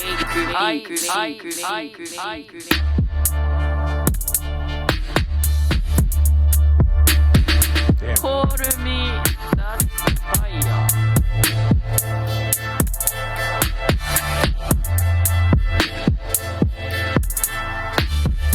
fire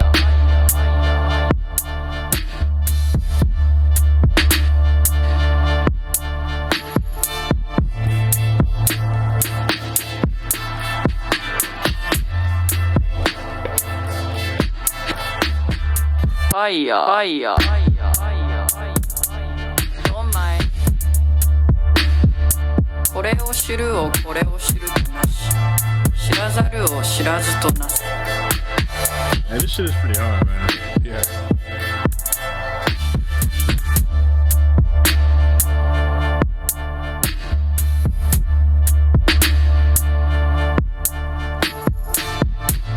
There's something about rhyming on the beat stuff that feels important every time he makes a beat. You know what I mean? Yeah. Yeah. I can need to dig hear that. this. Yeah. It's like I can hear the Oracle opening like, come here, it's for you. Come sit down. I can hear MC with a heavy English accent over that. That's yeah. The whole time I was trying to fucking figure it out. That's hilarious. Some tricky on there. Yeah, some shit like that. Yeah. Remember's tricky.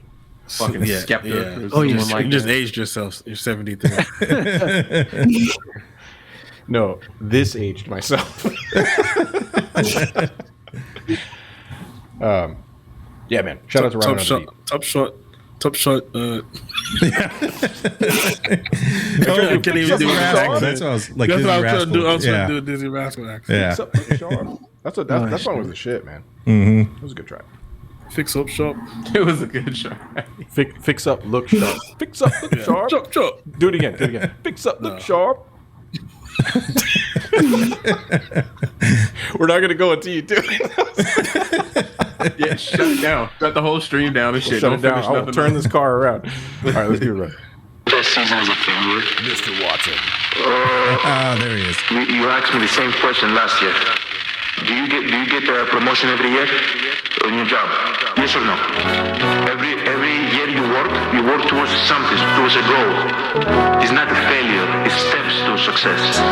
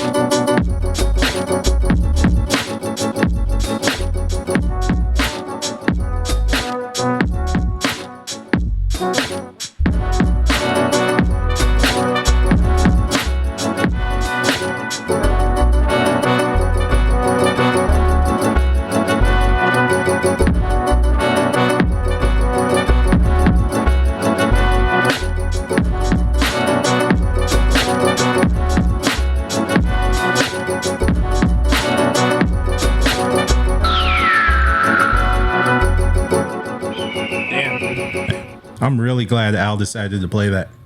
Yeah. Yeah. Me too. I'm me too. Your patience, sir, has rewarded us. No, that was fucking dope. Yeah, thank you. Appreciate it. Hey, I like that bass line there. You did some things with that. That was dope. Thank you, sir. Thank you. Dope drums too, man. Mm-hmm. Thank you. All the percussion in there. Love that. Yeah. Now, do you think that was good enough to get signed off of, or do you think that that's like something where you would just like slide? If let's say this, if someone slid you the CD of that shit, or like whatever, would you throw that motherfucker out the window like and set it off with Queen Latifah, where she just like tossing shit out the window, or would you actually put it in? He would roll weed on it. Now, D-Styles, this is the segment of the show where Delvon tries to get our guest to sign him every time. Hey, man, what else am I supposed to do? So he's quiet. That's the answer right there. He's like, oh no. I loved it actually, man. I would wait. So I mean, the question is, would I sign you as a producer? I'm fucking around, man. I'm playing. You have to decide now. Yes, you have to decide now. It's fucking that is it. You got to decide. We got to figure this shit out. I wouldn't throw the CD out the window. That's there we for go. sure. There we go. There we go. Man, that's some fucking positive affirmation if I've ever heard any. I was gonna toss it. I might roll a blunt on it. I don't know. We'll see. Hell yeah. Good shit. Let's keep it running. Chef Ramsay.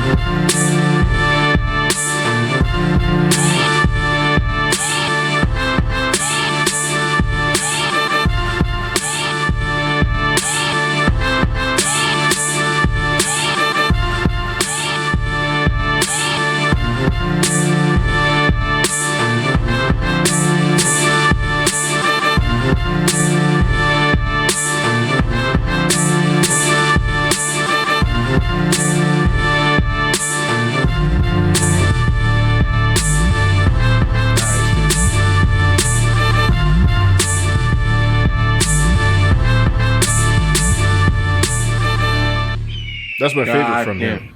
Hey, man, no matter what Al says behind the scenes about you, that shit was dope. Don't let anything that you don't know that he says about you get to you. That shit was dope. Definitely one of my favorites from him. Absolutely. Yeah, prior to everything I said, just go along with it. No, that was absolutely my fucking favorite. Only thing I wanted in that one, I love how the bass came in late. I want the kick when it's a side chain and, cut through the sample. Yeah. But that was fucking good, man. Really good. That was real good. Shout out to you, man.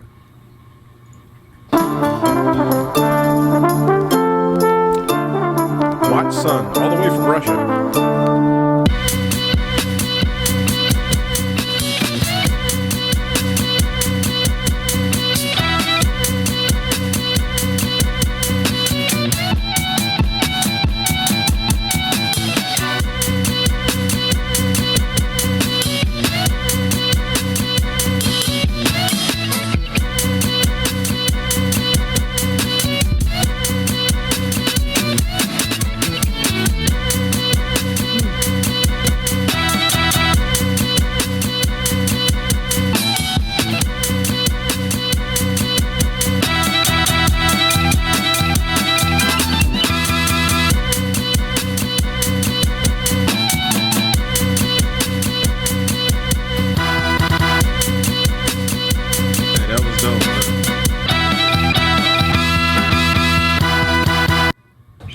Man, damn, dude, that shit was.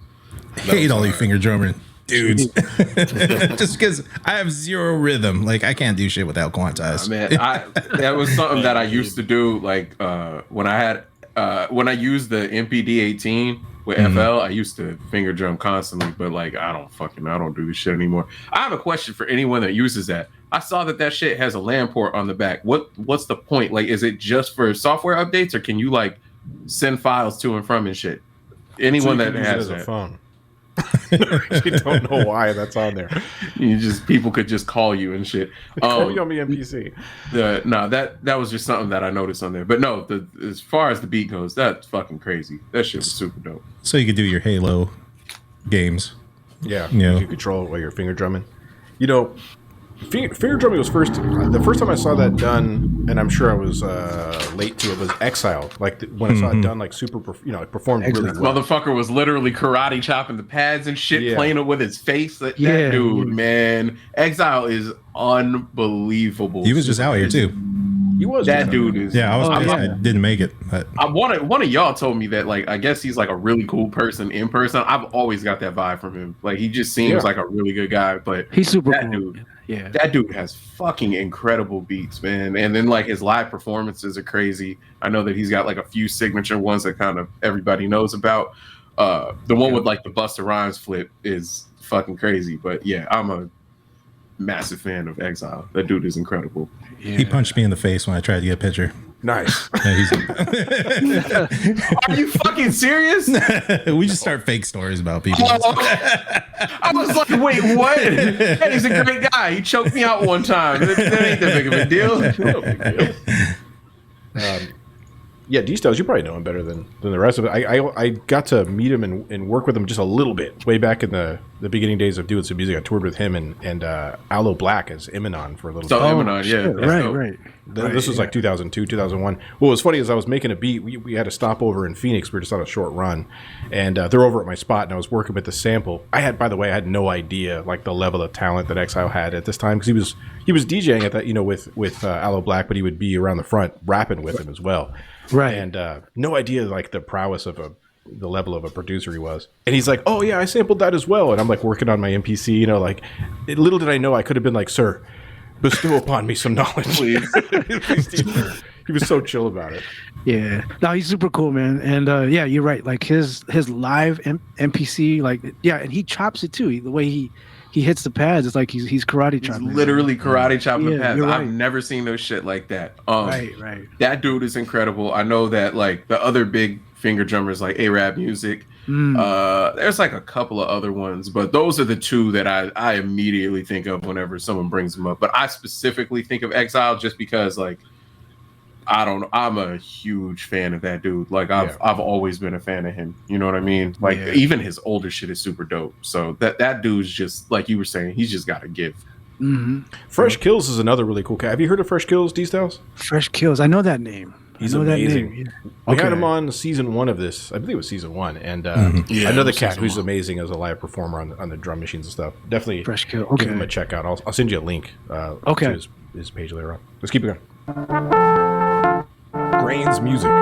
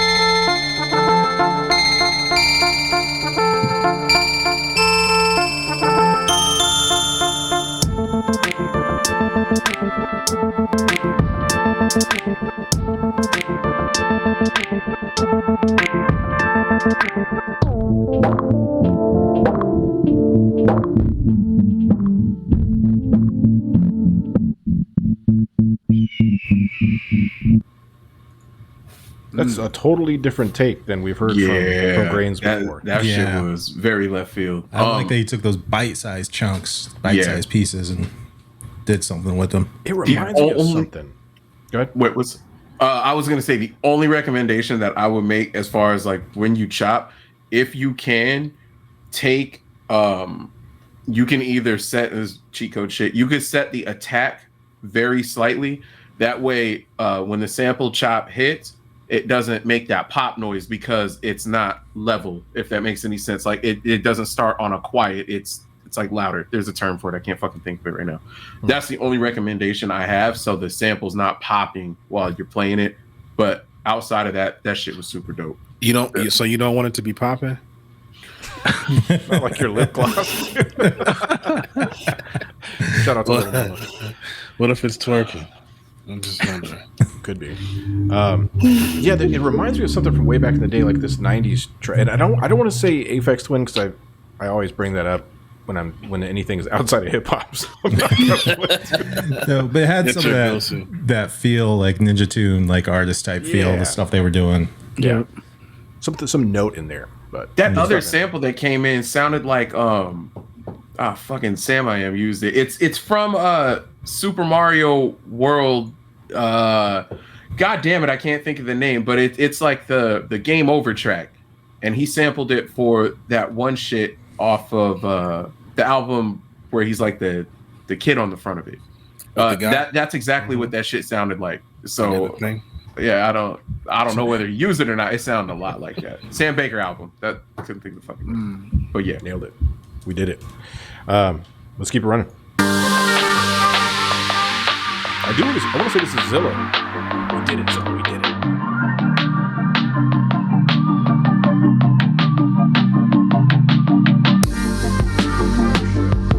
Yeah. Oh, this shit is super dope. I heard this one.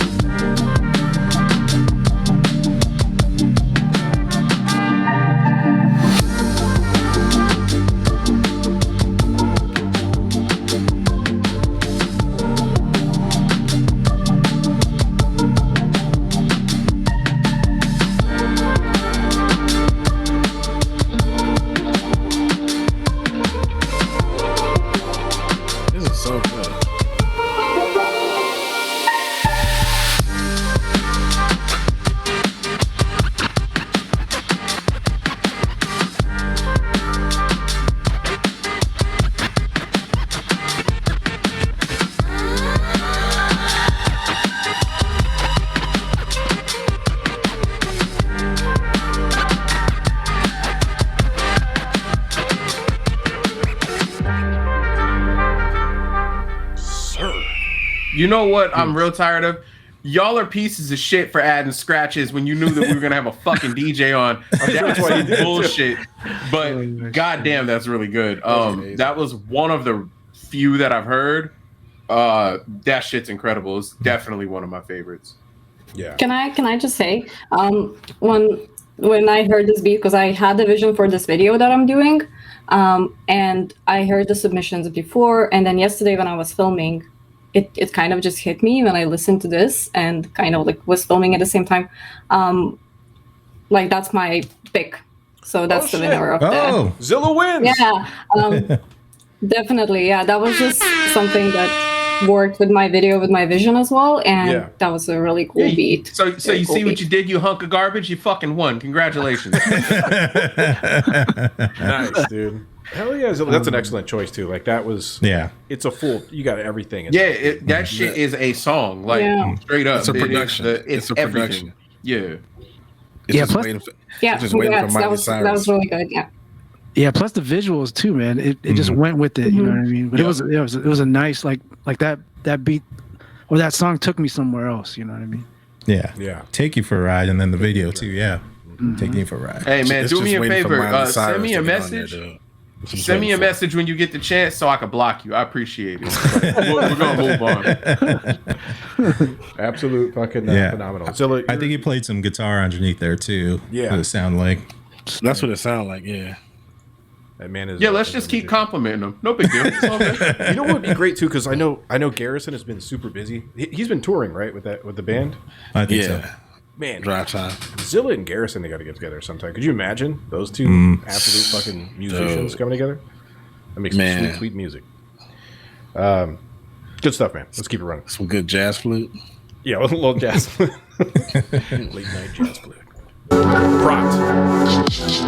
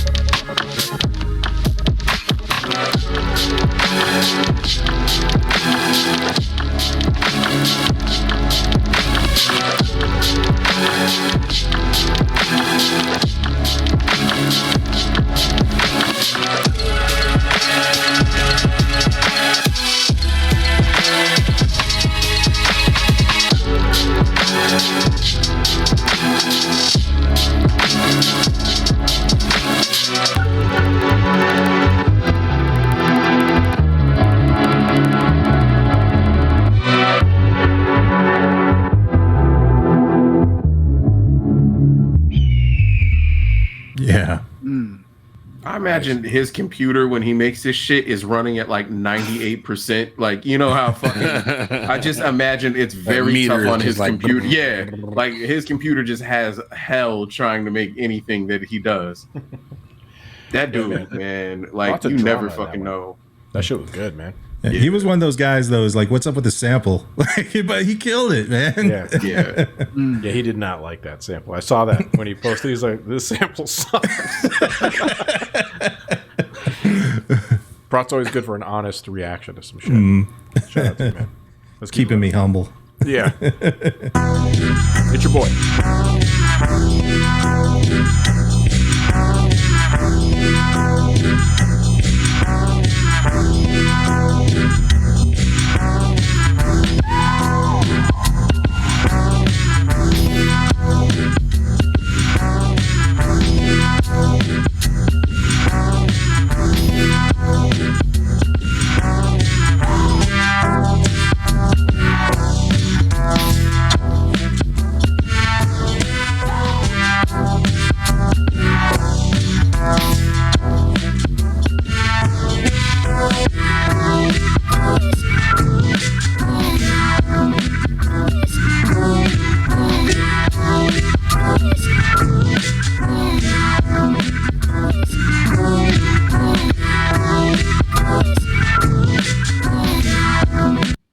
And then they live happily ever after. I think that we shouldn't even play any. All he did was encourage carjacking, polygamy, a whole lot of unwholesome shit. Quite honestly, brandishing a firearm without a permit.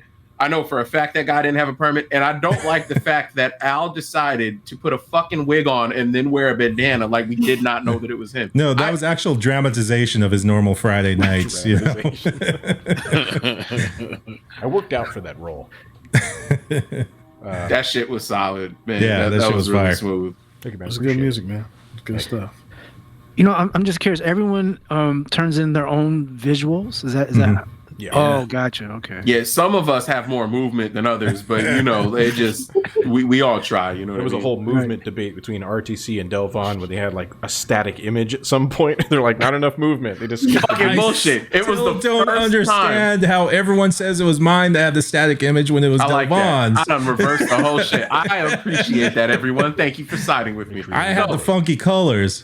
I tried a new, the fucking Pantene King over here.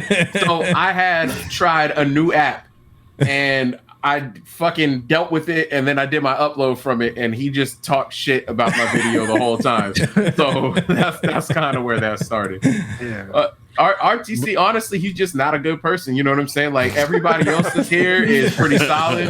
RTC, like there's a lot of insecurity behind that beard. You know what I mean? Like it's just he got a lot of personal shit he got to work out, but he projects a lot. You know what I'm saying? It is what it is. He keeps it going. No comment. I like it. You know, we're gonna have a therapy session. Fucking Beatcast therapy session is right here. Hey, tell me how you really feel. To go back to what you were saying, D Styles. It's a whole. They make their own. They make the beats. They make their videos.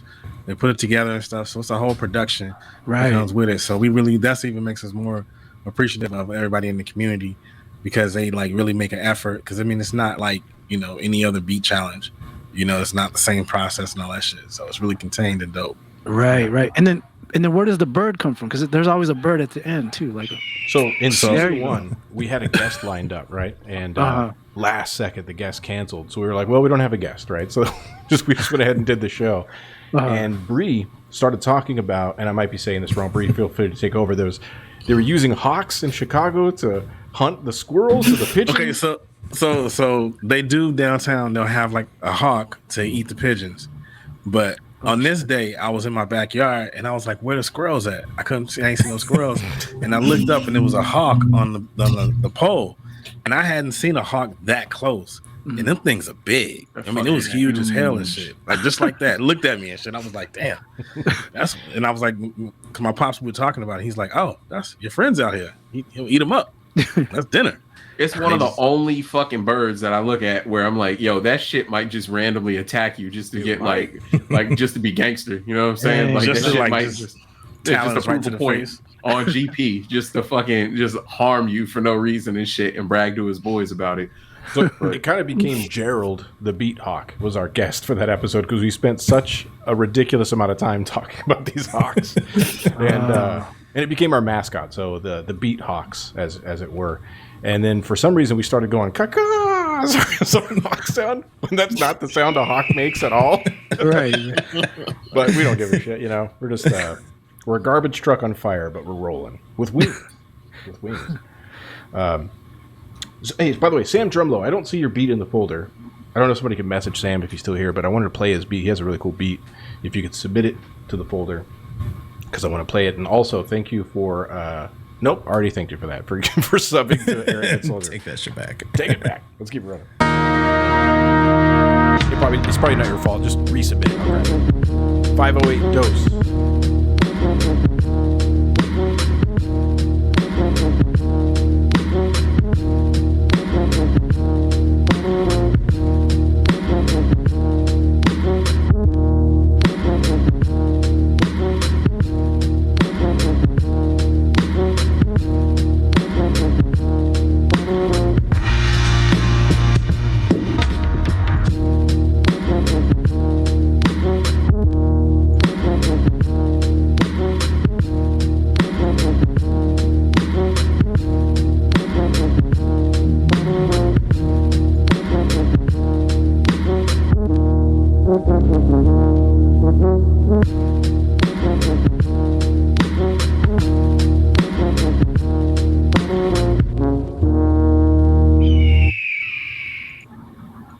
Yeah, man. Fucking cheat code drums. One of my favorite breaks. So, yeah.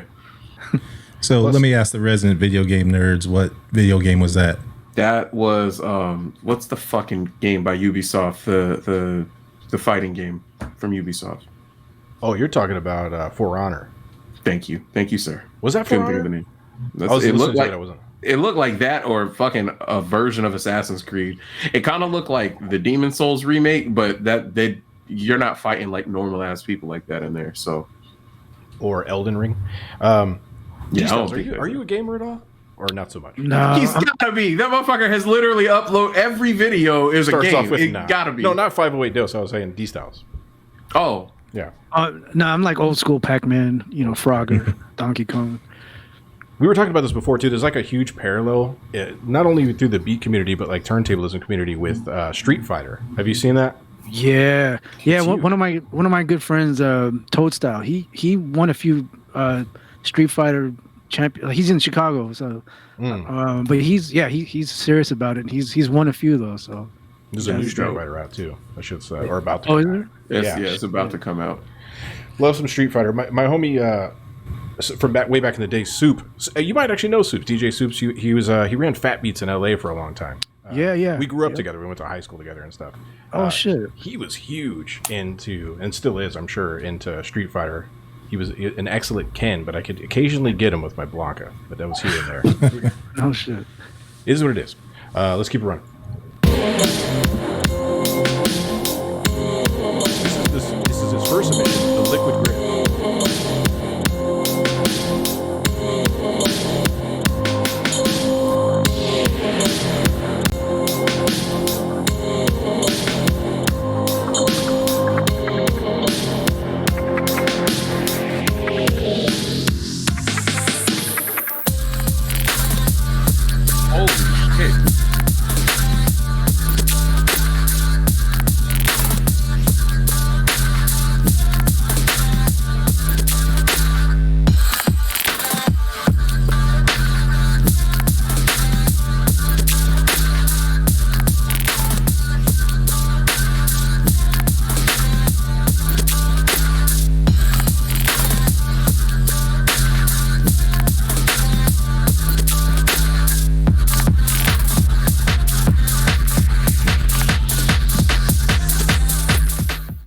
God damn. Jeez. And the salts on my ears. That shit was so good that Bree fell asleep for a second. It was fucking crazy.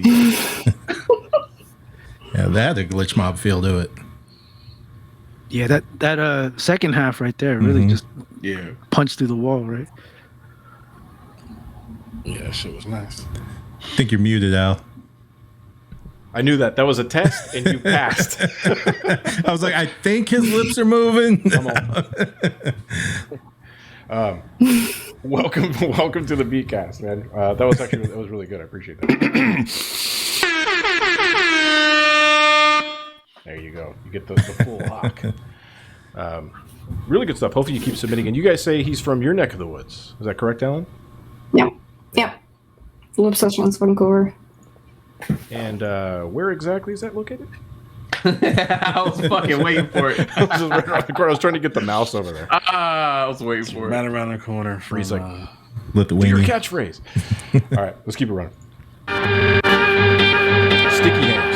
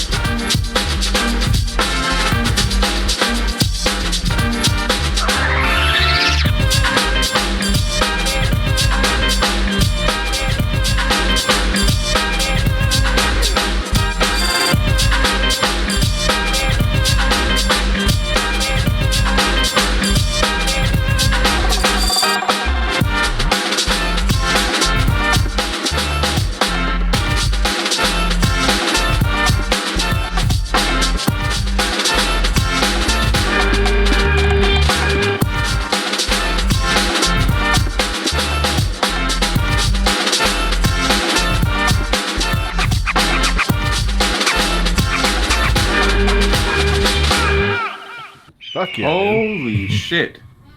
That guy's downstairs neighbor must fucking hate him. He's big as hell. Boogie and them was going on. That was like some I don't know if y'all ever played this, but fucking Jet Set Radio Future, that sounded like some shit you run from the cops and that. Like spray painting and shit. That was dope. And do parkour. You'd have to parkour. There's so many opportunities here too for like placements for like gaming and shit. We have to figure out, there's got to be a way to bridge that gap to get, you know, some of this music that these cats are making, you know, especially the stuff that's not sample based into these types of placements, like the one that freaking Ellen just did right there. You know what I mean? It's like the same kind of shit. You know, it's weird that those channels are such a fucking mystery. If people out there know how to fucking get placements in video games, let us know. Goddammit. I've seen a lot of what people will do. I know it's like publishing, but they'll do like the YouTube public library. I don't know what you call it. I think that's what it's called. Basically, there's like a pool of music that you're allowed to pick, like when you're a content creator, and it's all like royalty free shit. And a lot of people will get things going from that. You know, they'll fucking be in a popular, you know, like editor's video or someone that does like reviews on products or some shit, and their track gets played in the background, and the next thing you know, people are reaching out to them to do like other shit. You know what I mean? Yeah, and they start doing a little bit of everything. So I've seen that happen with some people. Let's see. Oh, sorry. I just read I just saw your text. Good point, Delvon. Let's keep it running. Patrol does not want to intimidate, and I repeat, do not want to intimidate this vehicle into doing anything that they really don't want him to do.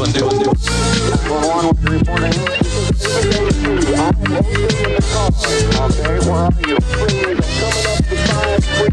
coming up to 5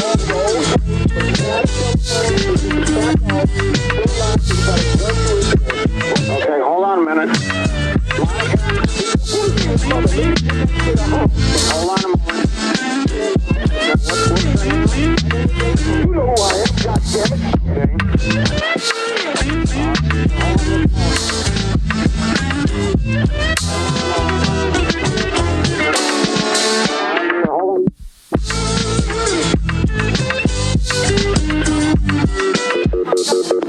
Hi, what's your name? Hello?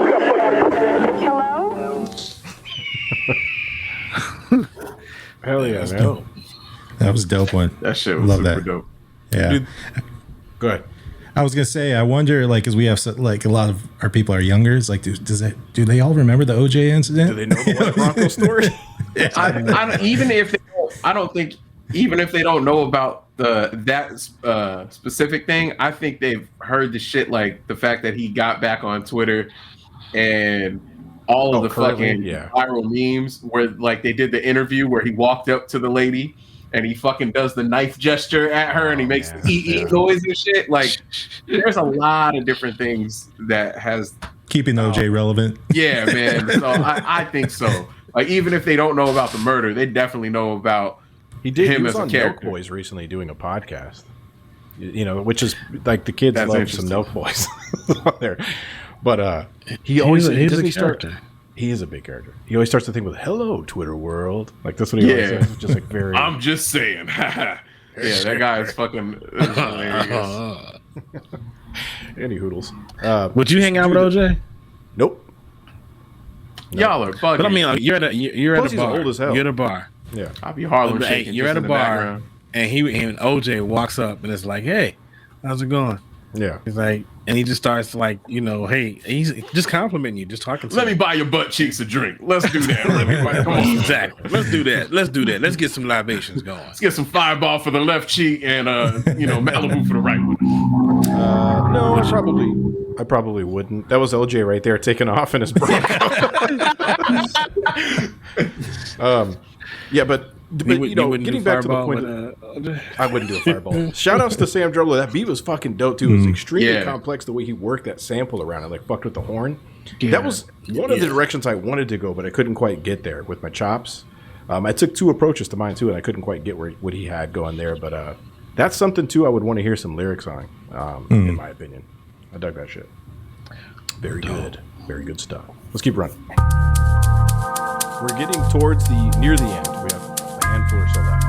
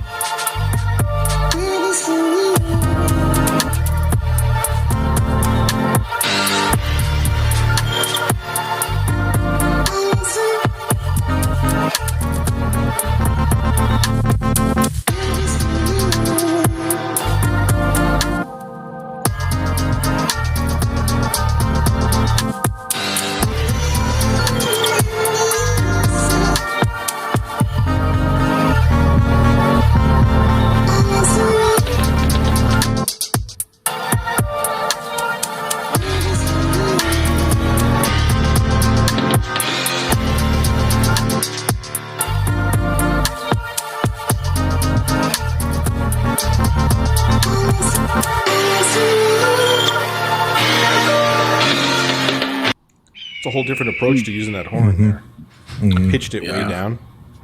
Yeah. I dig it. I agree. Yeah. Shout out to Scalezi, man. That's another. He's also another UK cat. Hopping in, I do believe. I could be making that up. He's like, nah, brother. I'm from Phoenix. Pittsburgh. Yeah. He's your next door neighbor. He's here. Like, oh, okay. I'm the one that dropped the grapefruits off for you. Yeah. Oh, okay.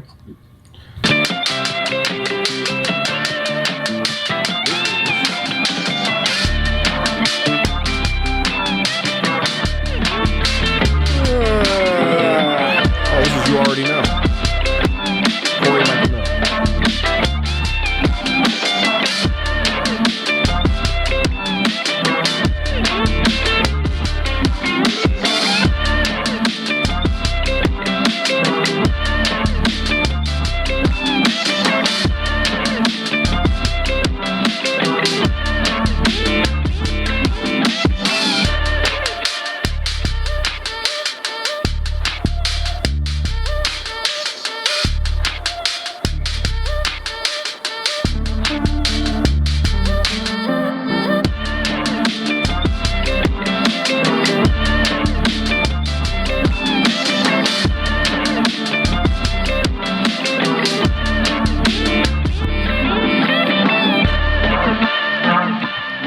Fucking phenomenal, man.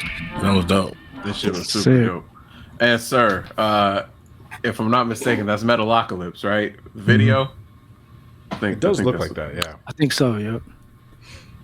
Very cool, man. Corey Michael No is to give you a little backstory there. D-Styles, we had a battle, right? He was our first superhero. He came in through the chat. Not really into. I don't think he did any beat production or anything like that.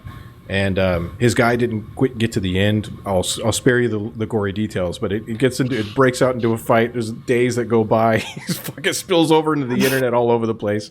Oh shit! And then out of this though, he decides, you know what? Fuck you guys. I'm going to make some beats. And so he dove into making beats, and you'll hear the yawn in there because his main argument was they were sleepy beats. The cat that won, you know. Okay. So he puts this yawn through his whole theme, and he's fucking great. That's the cool thing about all this. He like comes out of this, I guess, the trenches, and he's a really good producer. Right. So fucking that's crazy stuff. Yeah. Right. Kind of dig it. Love it. Yeah, it's a great story. It is a good story. Should do it like the moral of the story is if you want to get good at beats, talk shit in chat. There you go. Really good stuff. Let's keep it running. Here goes Bree.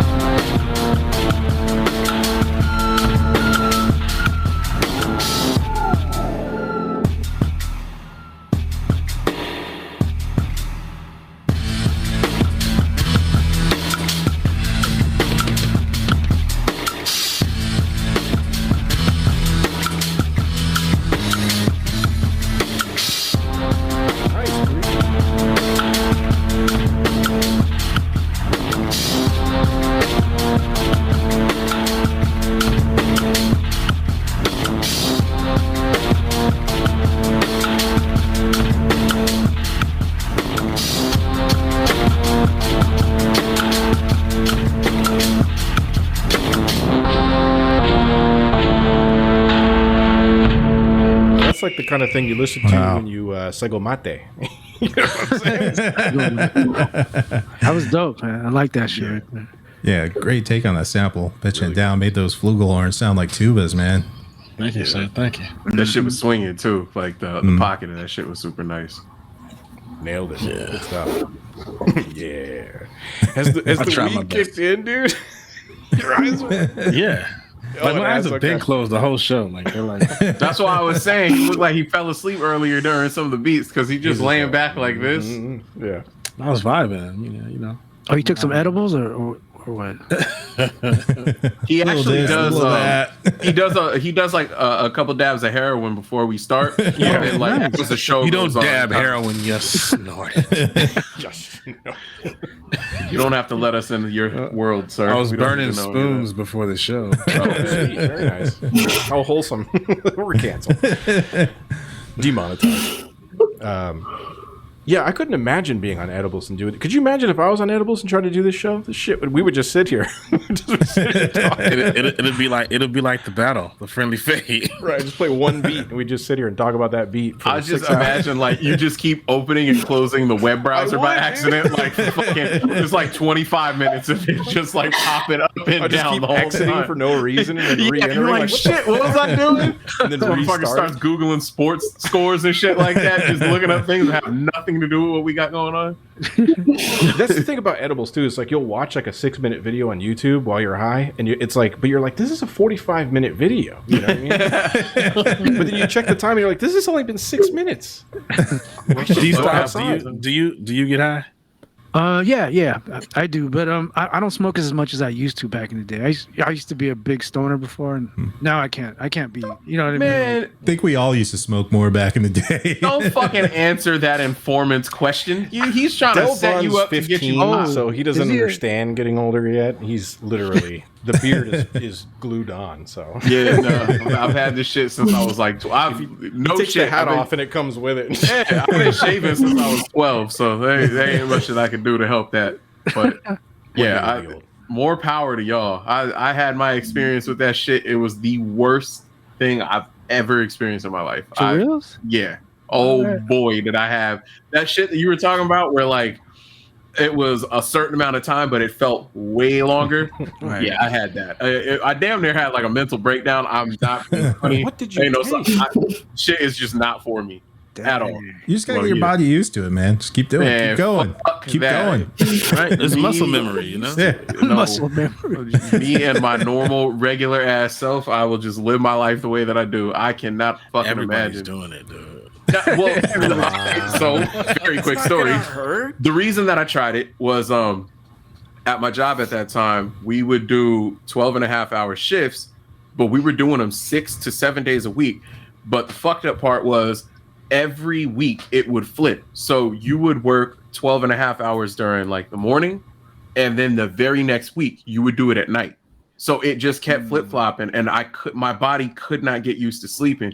And then at that same time, like 5 days after I started that job, I had my second son. So between a brand new baby and fucking working 6 to 7 days a week on a flip-flop schedule, my ass could not get used to it. Dang. So I felt like I was gonna fucking die from lack of sleep, and I tried it, and it just, oh boy, no. So that shit is not for me. You said all that to say that you're a quitter. Yeah, 100%. I'm a punk bitch. I'm a hoe. Whatever y'all want to call me, I don't care. I ain't doing it. No, don't worry about it, man. I'm good. Hugs are better than drugs. Let's keep going. Homegrown. Pete's homegrown beats. Everybody's doing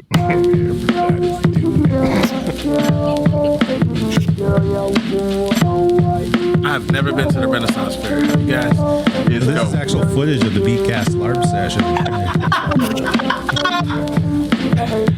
LARP session. Oh shit. That's Bree and Alan right there. I like this vocoder thing.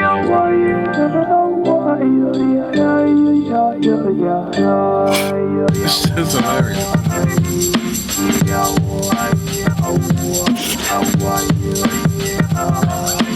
Damn, Ellen, you ain't gotta hit him like that. Shit. With the flying kick. Come on, man.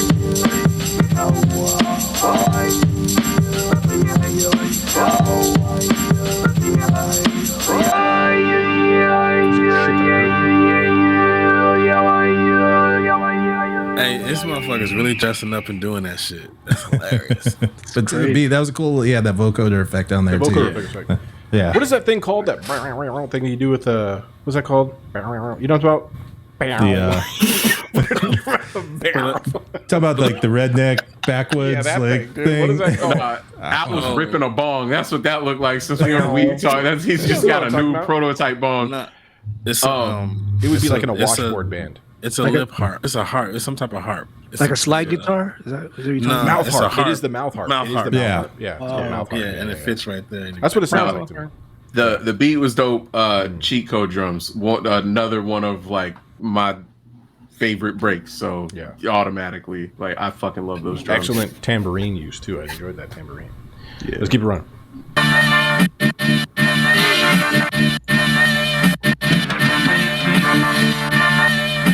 This is No One Knows.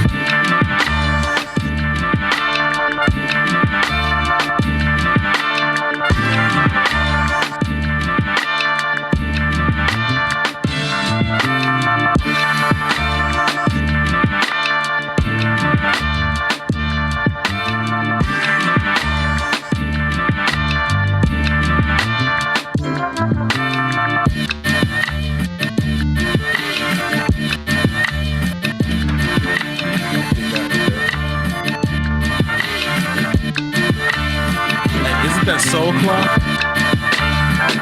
Wait, what? I mean, that's Tekken. That's Tekken. Did you call it Soul Claw? That means Soul Calibur.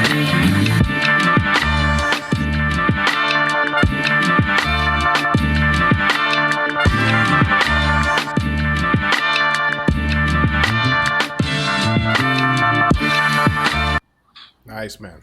That shit was dope. I think maybe if he's in the chat, is that Tekken 4 or the first tag tournament? It looks like a newer one. You guys for sure. No, that's definitely an older one, 100%. That's like, that was like what are you talking PlayStation about? 2 Yeah, video. it's like 04 or something. Fucking Soul Claw. You know what? Halo is called Spaceman. How about that? You want to play your Spaceman? You go out there. Go and play your Spaceman in your room. Really good. I also dig like the melodies that he was adding towards the second half. Really good stuff, man. Let's keep running. That's the same beat. Oh, I was like, damn, I just said that they don't sound the same, and then he did that. Yeah, play the same one. Here goes Impression.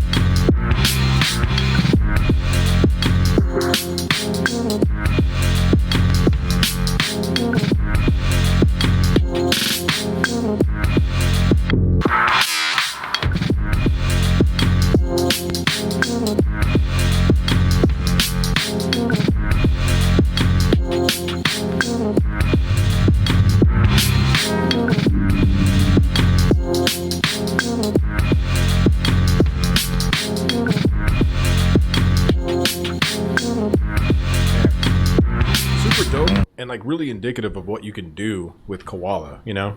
It's like so that's one of the cats that I would say is at the forefront, along with like Tatsumaki and there's a few others that are like really pushing that whole Koala movement, man. That dude's phenomenal. Really good. Shout out to you, man. So we're gonna have to move quickly through the last because we're now 30 minutes over, so we're gonna try to move pretty quickly through these last few. Here goes Soft Cannibal.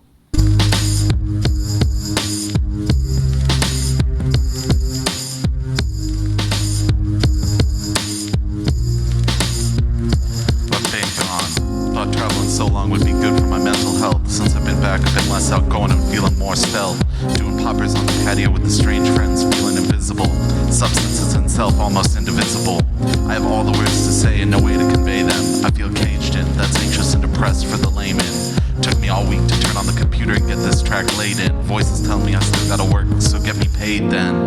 Is it a reason or just an excuse? I've always been bad at telling the difference between the two. I just wanna know how much space to save, even though shit's been feeling sterile like it was ran through an autoclave. I wilt under the heat and pressure like a flower petal. Even though it's in my last name, I'm not made of metal. Wake and bake, take a couple of shots too. Lately I've just been feeling emotionally ran through. But shit's not your fault, cause I just wanna keep an open dialogue.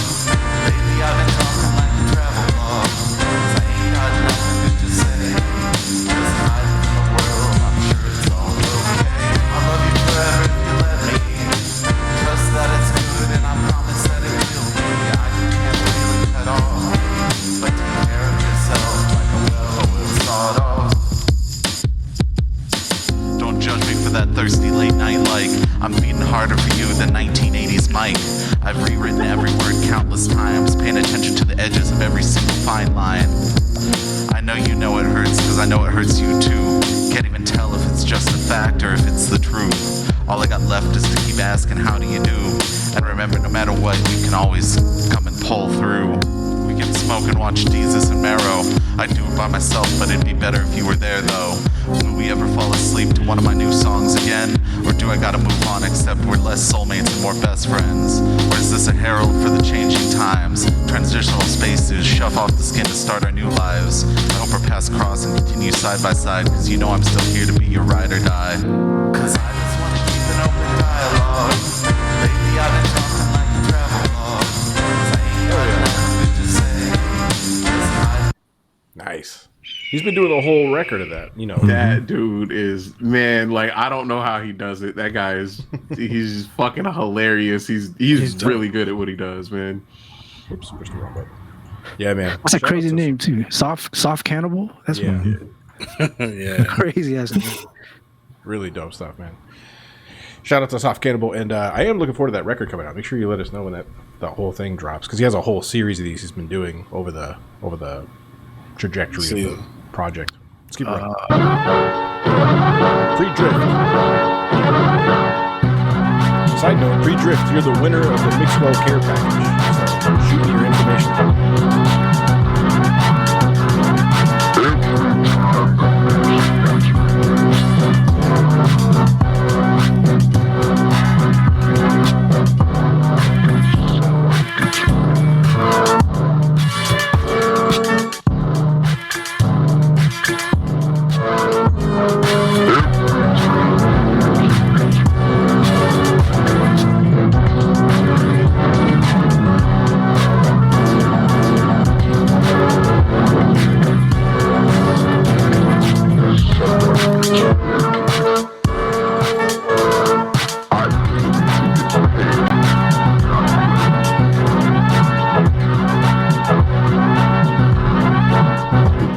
Tigre's saying he's another one of the Vancouver fam.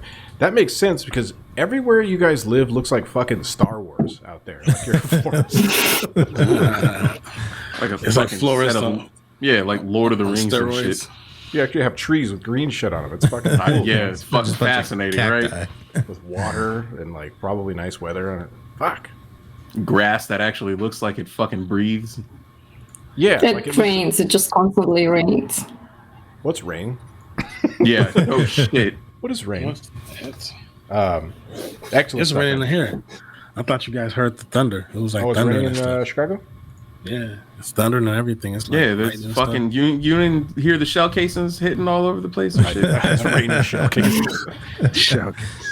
Let's keep it running. Das Goods.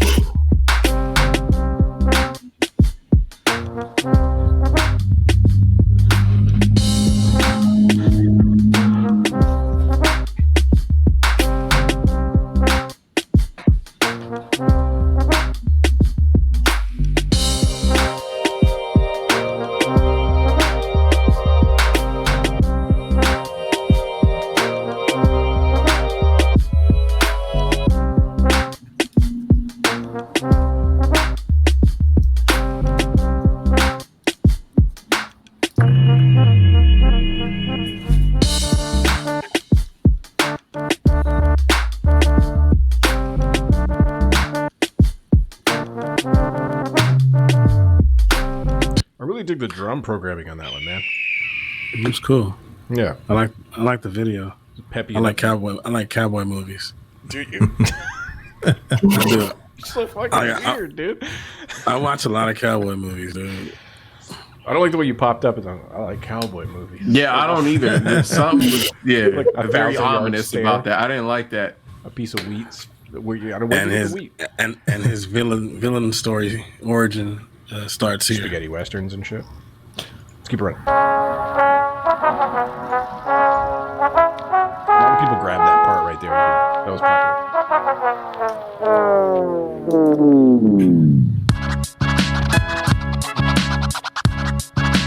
This is DJ Retro.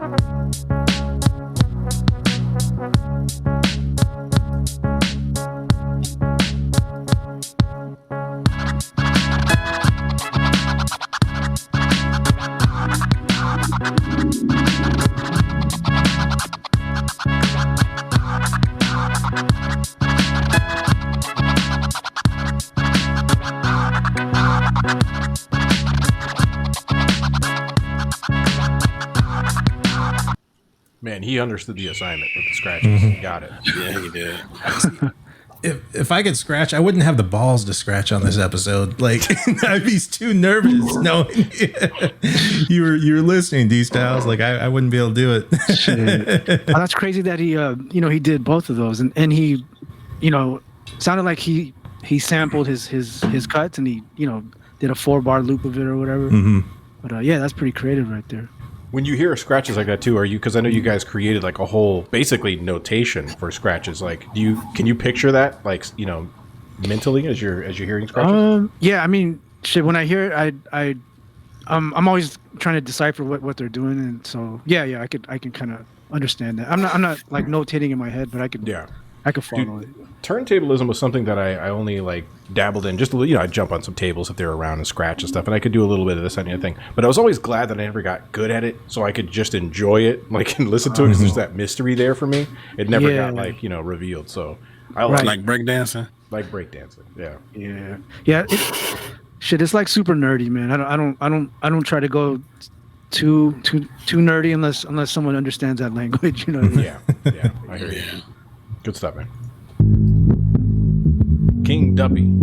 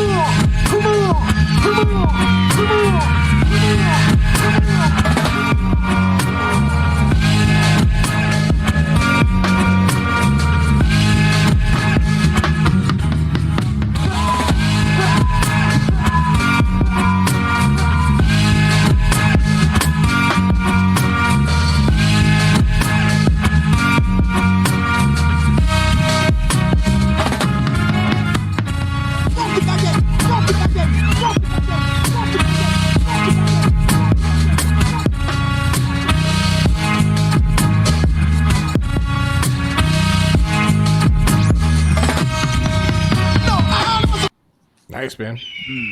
That Nice. shit was dope. After that intro, I didn't expect it to go where it went. Yeah. I like that. Little reggae feel. Mm-hmm. Kind of dubby, yeah. Really cool, man.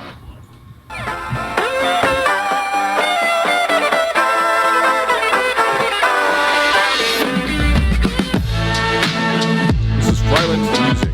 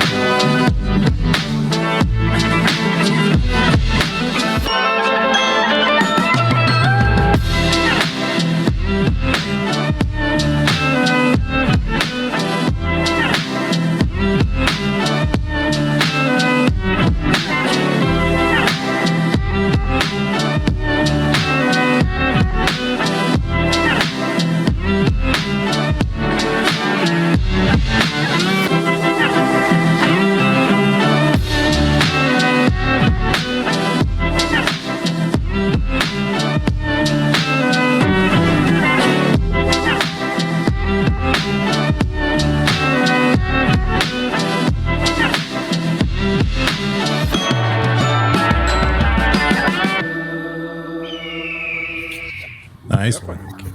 Yeah. Can we point out that he looked like Jay Linga's son? Can we point that out? Am I allowed to? Can I throw that out there? Might be in the same house. Well, Yeah, like I'm his glad. son Max. I'm glad that we are able to play Maury Povich and reconnect families and shit. So that's cool.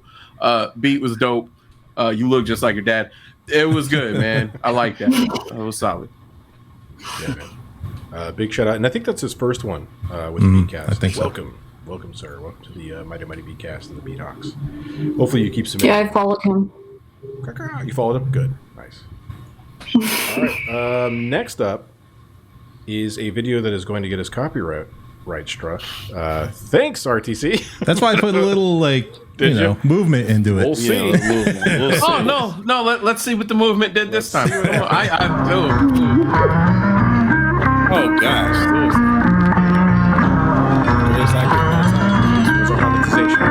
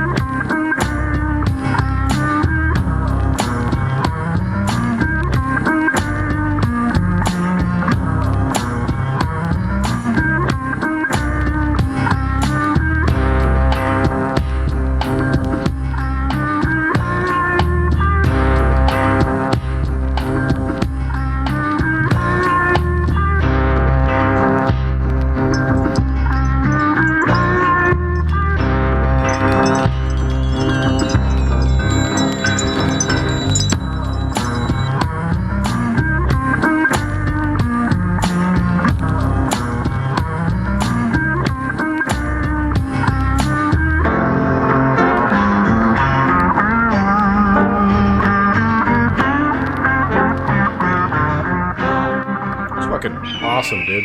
Yeah, that was dope.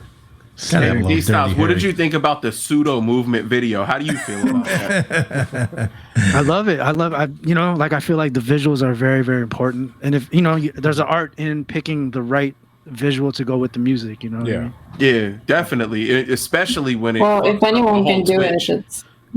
Yeah, no, definitely. And my favorite part's when it fucks the Twitch up so they can't get any kind of revenue. That's actually the best feature of anything that he's been able to put out. So, yeah, man, you heard it from him. He loves the video. You know what I'm saying? Yeah. This is actually RTC's and Pablo Station were the other two beats that I was choosing between. Oh shit! So I really liked it. Hell yeah, dude. Hey, you hear that? You're but you didn't win, so yeah. Maybe the third. Who knows? Wait, did you hear that, Delvon? Did you hear that? What she said? No, I'm still the movement of the video was still just. I can't really pay attention to anything. It jarred something loose for you. Yeah. Me too. we're down to our final beat. Now, if your beat didn't get played, we are having an issue with our situation. We're still trying to figure that out. Don't trip. Don't worry about it. Send it to me through a DM on our Discord, and I'll play it on the next one. I reached out to Zilla on this one too for the one last week, but I think he had to dip out or something like that. I think he's gone. Yeah, I think he headed out. But let's play our last beat and check it. What we got here. This is Vargas, Golden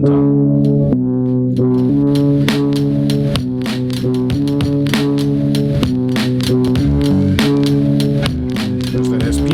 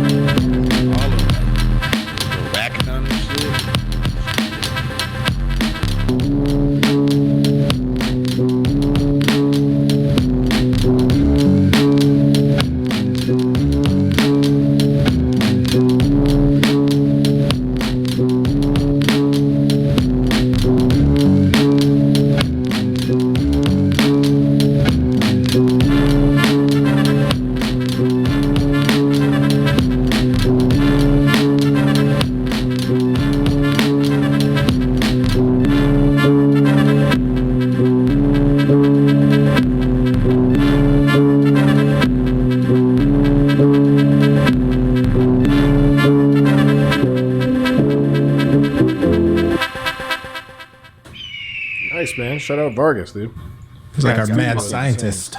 $36 million worth of fucking studio equipment. Just flexing. He's just flexing on this Yeah. Look at all the shit I got. That's what I got.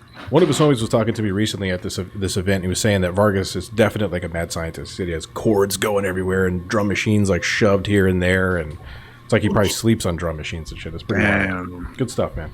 Yeah. Well, there it is, episode 9. Am I correct about 9? Yeah, 9. 9. Yep. Nine. In the books. D-Styles, thank you for joining us, man. We really appreciate it. Thank you guys, man. Thank you. Yeah, that was dope, man. What you guys are doing is super, super dope, man. Like, you know what I mean? I'm all about community and we do something, you know, because I also teach DJing and stuff. So, you know, we try to, you know, get all our students involved and I see what you guys are doing, man. Super dope.